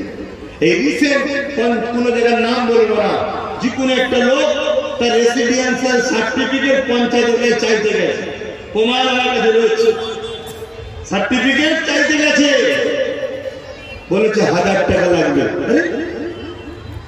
আমি সার্টিফিকেট চাইবো, 1000 টাকা কি খবর? প্রশাসনের কাছে খবর চলে গেছে, প্রশাসন এসেছে, ডাইরেক্ট প্রধান বলছে হ্যাঁ আমি বলি 1000 টাকা লাগবে। কেন কেন? তোমার দল করে বলছে না, আমার দল করে না। না আমি সাপোর্ট করেছিল, না করে না, 500 টাকা দিয়েছিলাম তাই দিয়েছিল। শুনছেন না? শুনবেন, 500 টাকা দিয়েছিলাম তাই আমাকে সাপোর্ট করেছে। অতএব 500 টাকা দিয়েছে, আমাকে সাপোর্ট করেছে।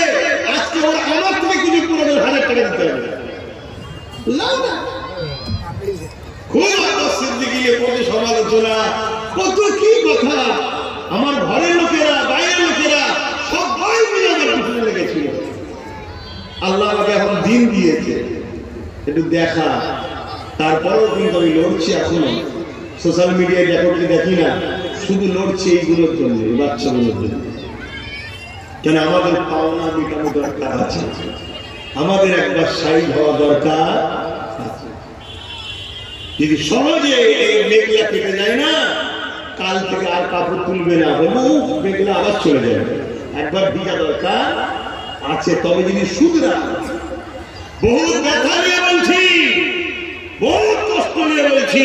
তুমি জানো তোমার আমার পশ্চিম বাংলায়, তোমার আমার পশ্চিম বাংলায় নামের আগে লিখতে হয় কোন কাস্ট, লিখতে হয়তো নাকি তুমি আমি কোন কাস্টে, বলো কোন ধর্মে, বলুন। একটা ছেলে বলছে মুসলিম, কোন ধর্মে?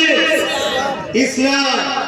কিন্তু আজকে সেটাকে তুলে দিয়ে খোঁজ না বাবা, তুলে দিয়ে করা হয়েছে মুসলমান। তার মানে কি নীরবে ইসলামকে ভুলে যাচ্ছে, নীরবে ভুলিয়ে দেওয়া হচ্ছে।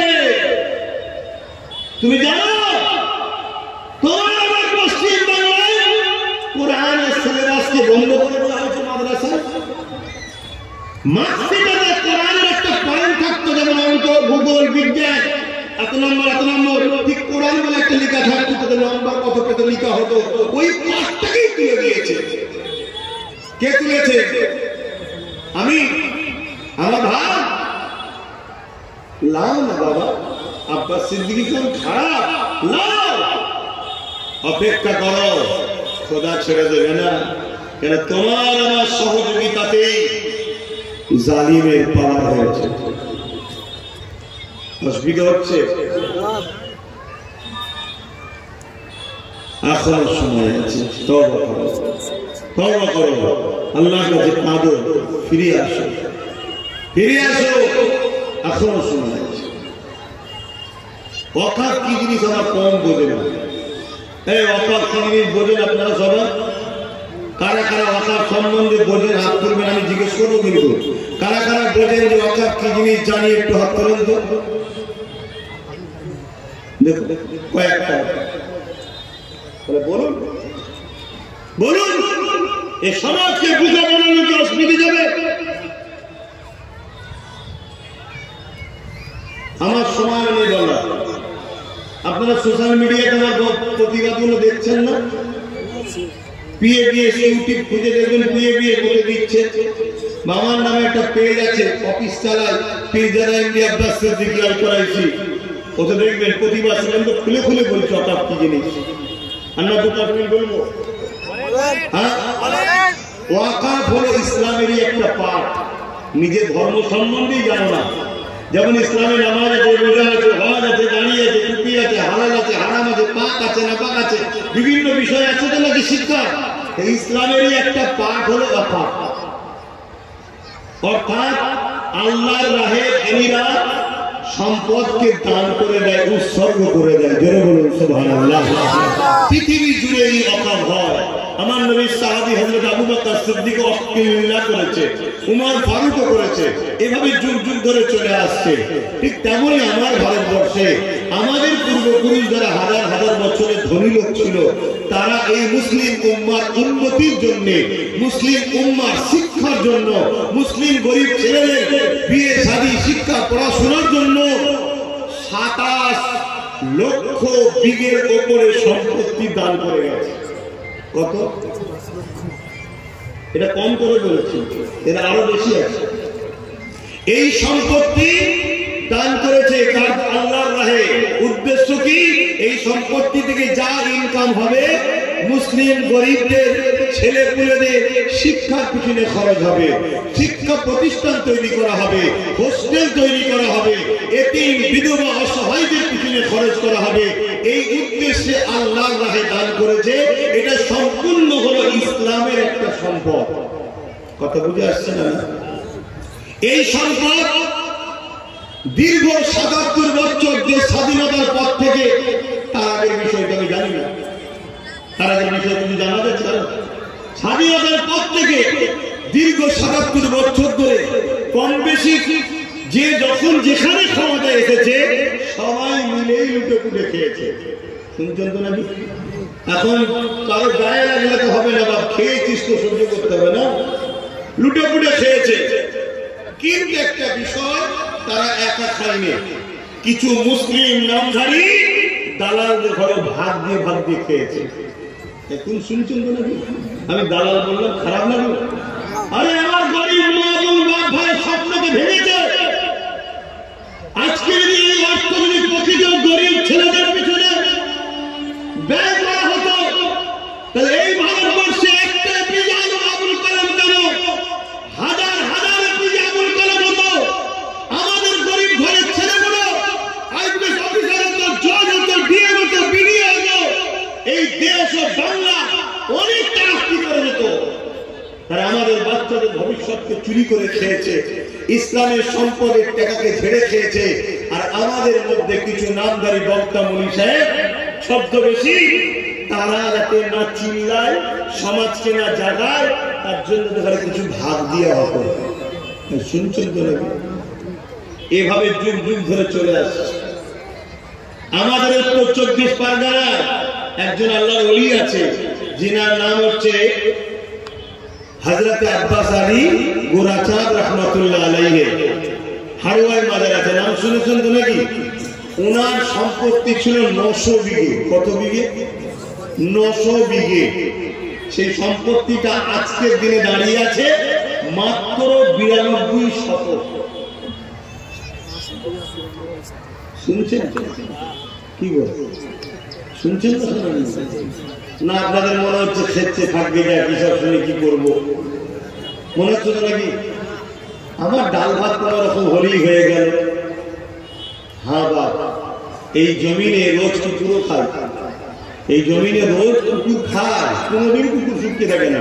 খোঁজ নেবেন, এই জমিনে রোজ কুকুর খায়। যেমন করে তার খাওয়া কিন্তু হয়, সে লাঠি খেয়ে হোক, ছিচি করে হোক, ঝাঁটার মা খেয়ে হোক, খাওয়া তো কুকুরের হয়, তা আপনার খাওয়াটা আমার খাওয়াটা যদি কুকুরের মতো হয়ে যায়, ওই খাওয়াটা ভালো না এর খেতে রুটি খাওয়া ভালো, একটু ভাবতে হবে তো নাকি? আর যদি মনে হয় না বাবা ওই কুকুরের মতনই ঠিক আছে, তাহলে আব্বাস সিদ্দিকী বাপ ভুল করছে। কথা কি করা হয়ে গেল নাকি? কি করিস না কথা কি করা হয়ে গেল? তাও যদি জাতি পরিবর্তন হয় তাও আলহামদুলিল্লাহ, জাতি যদি এরকম শুনেও পরিবর্তন হয় তাও আলহামদুলিল্লাহ। অতএব বাপ আমার, ভাই আমার, বুঝুন আজকে শুধু তোমার আমার ভবিষ্যৎ এখানে জড়িয়ে নয়, কালকে যখন তোমার মসজিদে এসে নোটিশ হয়ে যাবে এটা ওয়াকফ প্রপার্টি নয়, ভালো কবরস্থানকে বলা হবে ওয়াকফ প্রপার্টি নয়, তবে তোমার আমার বাপ দাদুর লাশের হাড়গুলোকে তোলা হবে। এমনও শুনে রেখে দাও, আগামী দিন তোমার আমার কবর দিবার জায়গা হবে না, কজন নিজের উঠোনে দেবে বা কজনের আছে কত বড় জায়গা, লাস্টে কি হবে বলতে হবে পুড়িয়ে দাও। আগামী দিন সেই দিন আসছে। আজকের এই ওয়াজটা রেকর্ডিং হচ্ছে তো নাকি? হ্যাঁ, লিখে রাখবেন, আগামী দিন এটাও বলবে যে মুসলমানদের অত বড় জায়গা দখল করে রাখার কি দরকার, পুড়িয়ে দাও। তোমার রাজনীতির জন্য তোমার মাকে লিগা হবে পোড়ানো। শোনো বন্ধু আমার কথা, গায়ে লাগলে কিছু করার নেই, আনবি না, আসলে আসবি না।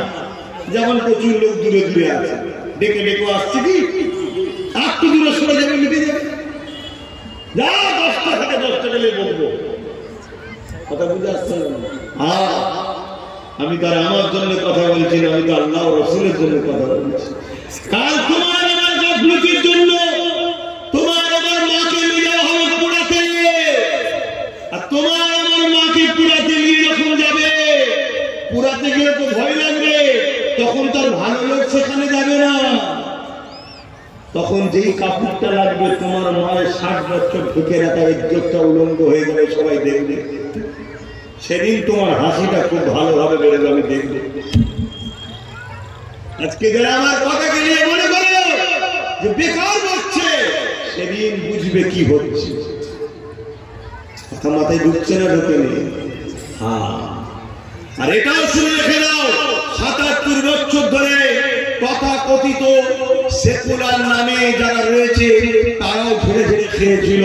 ওই 900 বিঘেটাকে ঝেড়ে 92 শতক করেছে। কেন্দ্র সরকার বিল করে বলছে ওই 92 শতকটা তোরা নয়, এবার আমি খাবো। এটাই হচ্ছে সংশোধন। কথা মাথায় ঢুকছে না? ঢুকে নেই। সবটা লোক এবারে আর কাউকে দেবে না।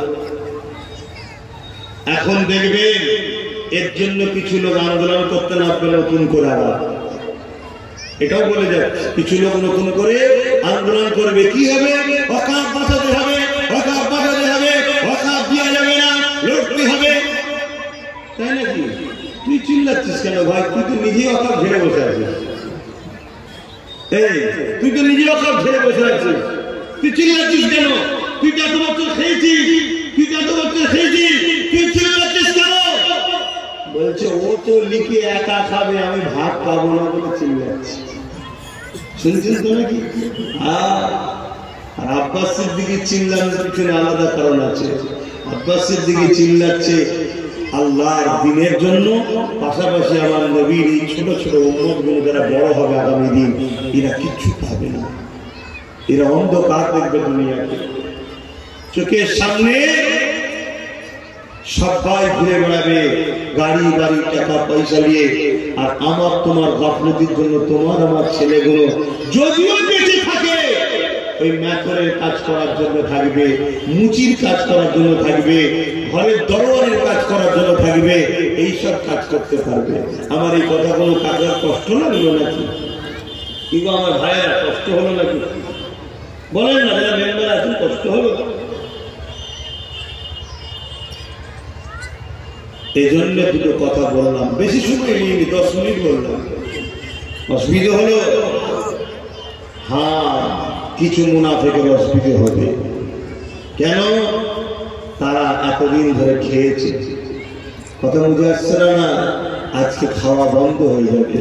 আর আব্বাস সিদ্দিকী বলছে আন্দোলন করো, কিন্তু এই মুনাফিকদের সাথে নয়, যারা বিগত দিন বিভিন্ন যারা অকাপ লুটে খেয়েছে তাদের সঙ্গে মিশেছিল, তাদেরকে সাথে করে নিয়ে আন্দোলন নয়, আন্দোলন হবে মুমিনদের সাথে নিয়ে। ইনশাআল্লাহ বলুন, আল্লাহ কবুল করে বলুন আল্লাহুম্মা আমিন। এখনো সময় আছে, এখনো সময় আছে, এখনো সময় আছে। পরিবর্তন হয়, পরিবর্তন হয়। যেখানে আইন তৈরি হয় সেখানে আমাদের লোক থাকা দরকার, তবেই তো সংবিধান বিরোধী কথা হলে চেয়ার ছুঁড়ে মারবে। কেন 1947-এ ফাইসাল্লা হয়ে গেছে আমার দেশে। 47-এর পর থেকে এই দেশ স্বাধীন হয়েছে 47-এ। সেই দিন থেকে নিয়ে যেটা মসজিদ ছিল মসজিদ থাকবে, যেটা মাদ্রাসা ছিল মাদ্রাসা থাকবে, যেটা মন্দির ছিল মন্দির থাকবে, যেটা গুরুদ্বার গুরুদ্বার থাকবে, যেটা খ্রিস্টানদের চার্চ থাকবে। কোন রকম সেটা নিয়ে পরিবর্তন করা যাবে না, তার বিরুদ্ধে কোনো সমালোচনা করা যাবে না। কিন্তু আজকে সেই আইনকে গোড়াগুল দেখিয়ে, সেই মীমাংসাকে গোড়াগুল দেখিয়ে কেন্দ্র সরকার ক্ষমতার জোর দেখিয়ে মসজিদ মাদ্রাসা কবরস্থান এমনকি আমার গরিবের নামাজের রওজার বিরুদ্ধে ষড়যন্ত্র চালাচ্ছে। মনে রাখবেন, এরা যদি এই জায়গা থেকে ফিরে না আসে, এদেরকে মিটাবার জন্য আমার আল্লাহ যথেষ্ট, কিন্তু আমাদের গাফলতির জন্য আমাদেরকেও কিন্তু আল্লাহ ছাড়বে না। কথা সংক্ষেপ করছি, এসেছি দুটো সালাম দেবো, সকলে একটু দিল খুলে উচ্চ আওয়াজে দাঁড়িয়ে দাঁড়িয়ে সালাম দেবেন। ইয়া নবী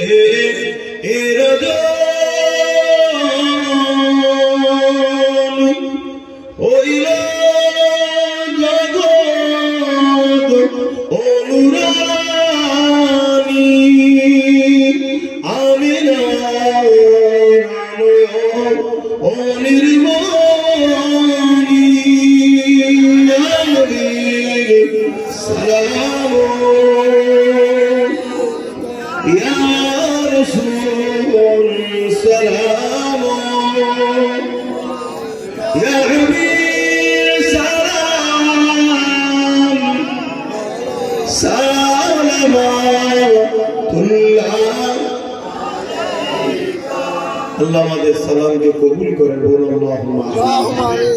আমি একটা ছোট্ট কথা আপনাদের কাছ থেকে জিজ্ঞেস করতে চাইছি, কেন মালদার মানুষ আপনারা আমার দাদা হুজুরের ভালোবাসার মানুষ, আমাদেরই পীর ভাই বা পীর বা চাচাজি আপনারা হন, আত্মীয় হন আপনারা আমাদের। এই যে ওয়াকফকে কেন্দ্র সরকার নতুন আইনের নামে যে লুটার ষড়যন্ত্র করছে, এর বিরুদ্ধে সংগ্রাম আন্দোলনের দরকার আছে না? একটু আওয়াজ দেব, দরকার আছে, একটু সাক্ষী দেয়। আলহামদুলিল্লাহ এই আন্দোলন পুরো বাংলা জুড়ে আমি করছি, বিভিন্ন জায়গায় বিভিন্ন ডেটে প্রোগ্রাম করছি, মানুষকে সচেতন করছি, এবং কেন্দ্র সরকার যাতে এই আইন থেকে নিজেকে দূরে সরায়, অব্যাহত করে, আইনকে রদ করে, বন্ধ করে, এই ষড়যন্ত্র যেন বন্ধ হয়, এর জন্য আন্দোলন হচ্ছে। এই আন্দোলন আগামীতেও হতে থাকবে। বাংলার প্রতিটা জায়গায় করতে করতে বাংলার রাজধানী কলিকাতা করার লক্ষ্য আমার চলছে। সে জায়গায় যদি আপনাদেরকে ডাকি, ব্রিগেড হোক বা শহীদ মিনার হোক, আপনারা কি আন্দোলনে একটু যেতে পারবেন, একটু সারা দিতে পারবেন? তারা পারবেন, আল্লাহকে সাক্ষী রেখে হাত তুলবেন, মনে করি না, লম্বা হাত তুলে পারবেন তো নাকি? ধোকা দিচ্ছেন না তো? কেন আমি সব জায়গায় সাক্ষী নিচ্ছি, দেখছি। কেন কলকাতায় ডাকলে যদি 20-30 লক্ষ লোক হয়, তাহলে সে আন্দোলনের গুরুত্ব থাকবে না, থাকবে না? এই জন্যই তো ইসলাম বলেছে যেখানে অন্যায় কাজ হয় ওখানে যেও না, কেন ভিড় তাকে উৎসাহিত করে, আর যেখানে নাই কাজ হয় ওখানে যাও, ভিড় তাকে উৎসাহিত করবে। আজকে আমার আপনার দিনের সম্পদ ওয়াকফ, আমার আপনার ইসলামের সম্পদ ওয়াকফ, মসজিদ আমাদের, মাদ্রাসা আমাদের, কবরস্থান আমাদের, ওয়াকফ সম্পত্তির উপরে এগুলো আছে।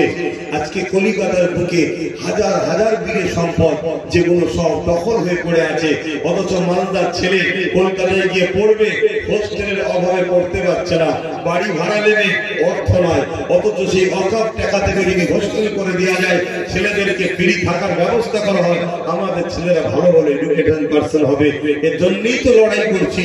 এই লড়াই আগামী দিন পুরো বাংলা বুকে ঘুরে ঘুরে ঘুরে ঘুরে প্রোগ্রাম করে আমি সাক্ষী নিচ্ছি, আমার বাপ ভাইদের, মা বোনদের যেতে হবে না, বাপ ভাইদের সাক্ষী নিচ্ছি কলকাতায় ডাকার জন্য। কেননা যখন ডাকবো সেটা কমসে কম 20-30 লক্ষ তো লোক হওয়া দরকার, ঠিক তো নাকি গো? আপনারা সাক্ষী দিচ্ছেন তো নাকি? এ হাত ভুল হবে না তো? আরো একবার সাক্ষী দেন, কলিকাতায় ডাক দিলে যাবেন আপনারা?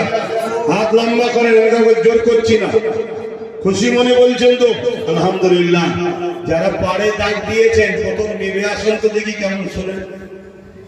যারা পাড়ে দাঁড়িয়ে হাত তুলেছিলেন যে হ্যাঁ যাবো কলকাতায়, এই হাতটা কতটা সত্য হবে একটু তার প্রমাণটা প্রথম নিচুই নেমে আসেন। এই যে যেগুলো দাঁড়িয়ে আছে এই মাঠ থেকে উপরে যেগুলো রয়েছে এই পাঠটার কথা বলছি, নেমে আসেন দেখি, নেমে আসেন, তবে তো বিশ্বাস হবে যে হ্যাঁ সত্যি হাতটা সত্য।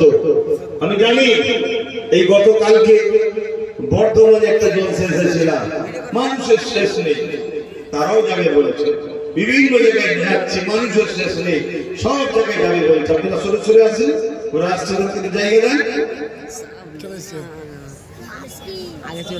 সরে আসেন।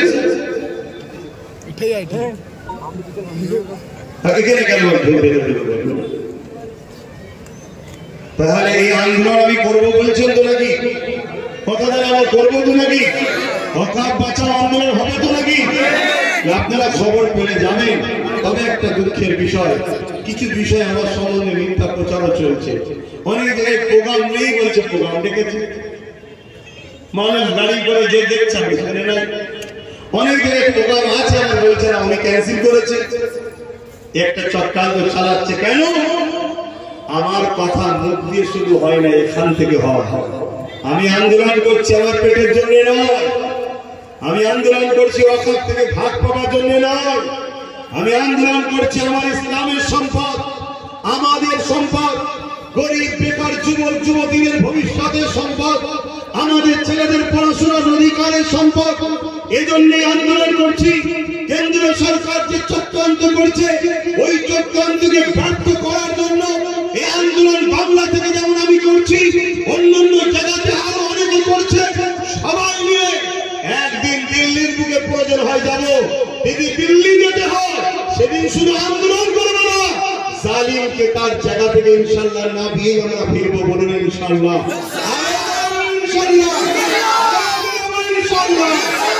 এই কলিকাতার রাজধানী,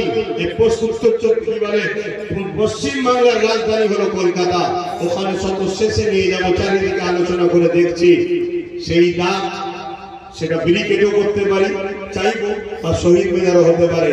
ইনশাআল্লাহ খবর পেয়ে যাবেন। এই যে মিস ইউজ করছে, মিস প্রচার করছে, এ থেকে সমাধান হওয়ার জন্য আপনাদেরকে বলবো, আপনারা সকলে ইউটিউবে যাবেন, গিয়ে সার্চ করবেন PABS ইউটিউব চ্যানেল, এটা আমার অফিসিয়াল চ্যানেল PABS। ওতে ডাইরেক্ট আমার বক্তব্য দিয়া থাকে, হবে কোথায় ডাকছি না ডাকছি ওতে দেখবেন। কেউ প্রচার করলে মিথ্যা শুনবেন না। দ্বিতীয় নম্বর কথা, আমার নামে অফিস থেকে একটা পেজ চালানো হয়, পীরজাদা এমডি আব্বাস সিদ্দিকী। ওটাকে কি বলে, লাইভ নাকি করে রাখতে হয়, করে রাখবেন, এটা ভালো জানে কথা বললেন। এরপরে আরেকটা কথা বলা যাচ্ছে, আমার যে একটা নম্বর আছে 9830825982, এই নম্বরে ফোন করে যাবেন। এই নম্বরে ফোন করে যোগাযোগ নেবেন। অবশ্যই আপনাদের এলাকায় আমাদের যারা মৌলানা সাহেব ভাইরা রয়েছে, তখন কলিকাতায় ডাকবো, ভাইদেরকেও তো জানাবো, তারাও প্রচার করবে। সব জেনে আপনারা যাবেন, বলুন ইনশাআল্লাহ। এই লড়াই আমাদেরকে করতে হবে। আমরা অনেক ভুল করেছি, নিজেদের বুকে তাজা খুন দিয়ে হলো আল্লাহর মসজিদ মাদ্রাসা দ্বীনের ইজ্জত সম্মান আমরা রক্ষা করব। রাজি আছেন না? হাত তুলে বলুন রাজি আছেন না? অনেক অন্যায় হয়েছে আমাদের, হতে পারে এই সংগ্রামের বিনিময়ে, এই বুকের তাজা খুন দেওয়ার বিনিময়ে কমসে কম আল্লাহ যেন আখিরাতটা আমাদের নাজাত দেন, বলুন ইনশাআল্লাহ। আসেন একটু দোয়া করব, গায়ে গায়ে বসবেন, সকলে বসেন। দোয়াতে সকলে শরীফ হন। বিসমিল্লাহ শরীফের সঙ্গে 11 বার দরুদ শরীফ, 3 বার সঙ্গে ফাতিহা শরীফ, 10 বার সঙ্গে তিলাওয়াত করে দোয়া চাওয়া হবে। আল্লাহুম্মা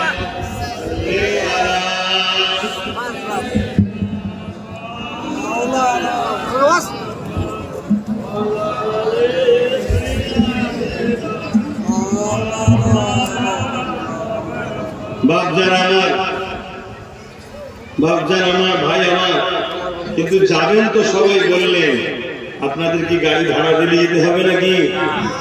খানা কেন অনেকে নিয়ে যায়, চলো গাড়ি ভাড়া দেবো, খেতে দেবো, চলো। 2 লক্ষ লোক জড়ো হলো, 2 লক্ষ লোকের পিছনে খরচ করলো হয়তো 2 কোটি, 2 লক্ষ লোক দেখিয়ে 20 কোটি ইনকাম করলো। কথা মাথায় ঢুকছে না? চিনবেন কি করে? দেখবেন অনেক চিল্লাচিল্লি করে বিভিন্ন নেতার পাশে দিয়ে বসে আছে। আরে কি হলো, এটা বিক্রি হয়ে গেল। কথা বুঝছেন না? বোঝেন না? এই জন্য বলবো, নিজেদের ঘরে মেহনত করে যেতে হবে। কি যাবেন না? যাবেন না? কথা বলেন, নিজের ধর্মের জন্য নিজেকে মেহনত করতে হবে, ঠিক না? ঠিক। হ্যাঁ, নিজের দরদে যেতে হবে। আসুন আল্লাহর কাছে দোয়া চাইবো।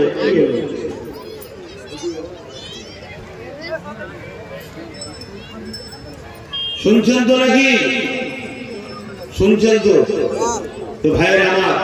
আচ্ছা, দিল থেকে বলুন আমি আসি, এটা খুশি না বোঝার হয়? সত্যি করে বলছেন? আমার তো মনে হচ্ছে মনে দুঃখ করছে, আসার দরকার নেই। সত্যি খুশি হয়? ঠিক বলছেন? হাত লাগান। এই যে ভাইয়েরা গেছে মাহফিলের জন্য, পকেটে হাত দেন। যার যা খুশি একটু শরীক হন, যার যা খুশি শরীক হন। আমার মা বোনদের কাছেও পাঠান, বাচ্চাদের ঘরে। আর সকলে বিসমিল্লাহ শরীফের সঙ্গে দরুদ শরীফ, সূরা ফাতিহা ক্লাসে তেলাওয়াত করেন, দোয়া চাওয়া হবে। দান করুন, দান করুন আল্লাহ রাহে। এই কোরআনের মাহফিল, দ্বীন ইসলামের আলোচনার মাহফিলে যার যা খুশি দেন, যার যা খুশি দেন, আল্লাহ কবুল করে। বলুন আল্লাহুম্মা আমিন। আরো জোরে বলুন আল্লাহুম্মা আমিন। দরুদ শরীফ। আল্লাহুম্মা সাল্লি আলা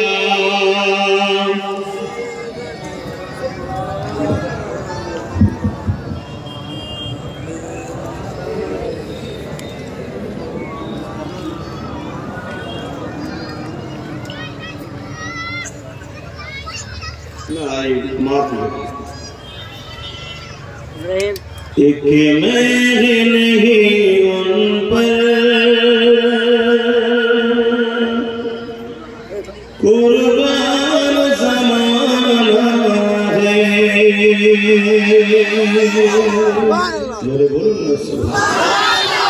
एक महल नहीं उन पर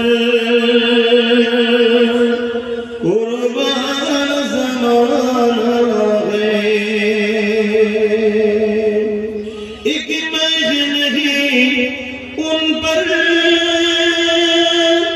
कुर्बान ज़माना है। एक महल नहीं उन पर कुर्बान ज़माना है। जो रब्बे दो आलम का महबूब गाना है। एक महल उन पर कुर्बान ज़माना है। कल्बों से जिसने हमें खुद ही पार लगाना है। कल्बों से जिसने हमें खुद ही पार लगाना है। जहरा कौबा है हसनैन का नाना है। जहरा कौबा है हसनैन का नाना है। कल्बों से जिसने हमें खुद ही पार लगाना है। जहरा कौबा है हसनैन का नाना है। एक महल उन पर कुर्बान ज़माना है। পুরো জামানা আমার রাসূলের জন্য কুরবান। নবী ইশারা করেছিলেন চাঁদ টুকরো হয়েছে, জেনে বলুন সুবহান। নবী ইশারা করেছেন সূর্য ফিরে আসছে, জেনে বলুন সুবহান। आओ मेरे जहर पर फैल हुई दामन। आओ मेरे जहर पर फैल हुई दामन। नस्ल करीमों की नस्ल करीमों की लचपा खराना दे। नस्ल करीमों की लचपा खराना दे।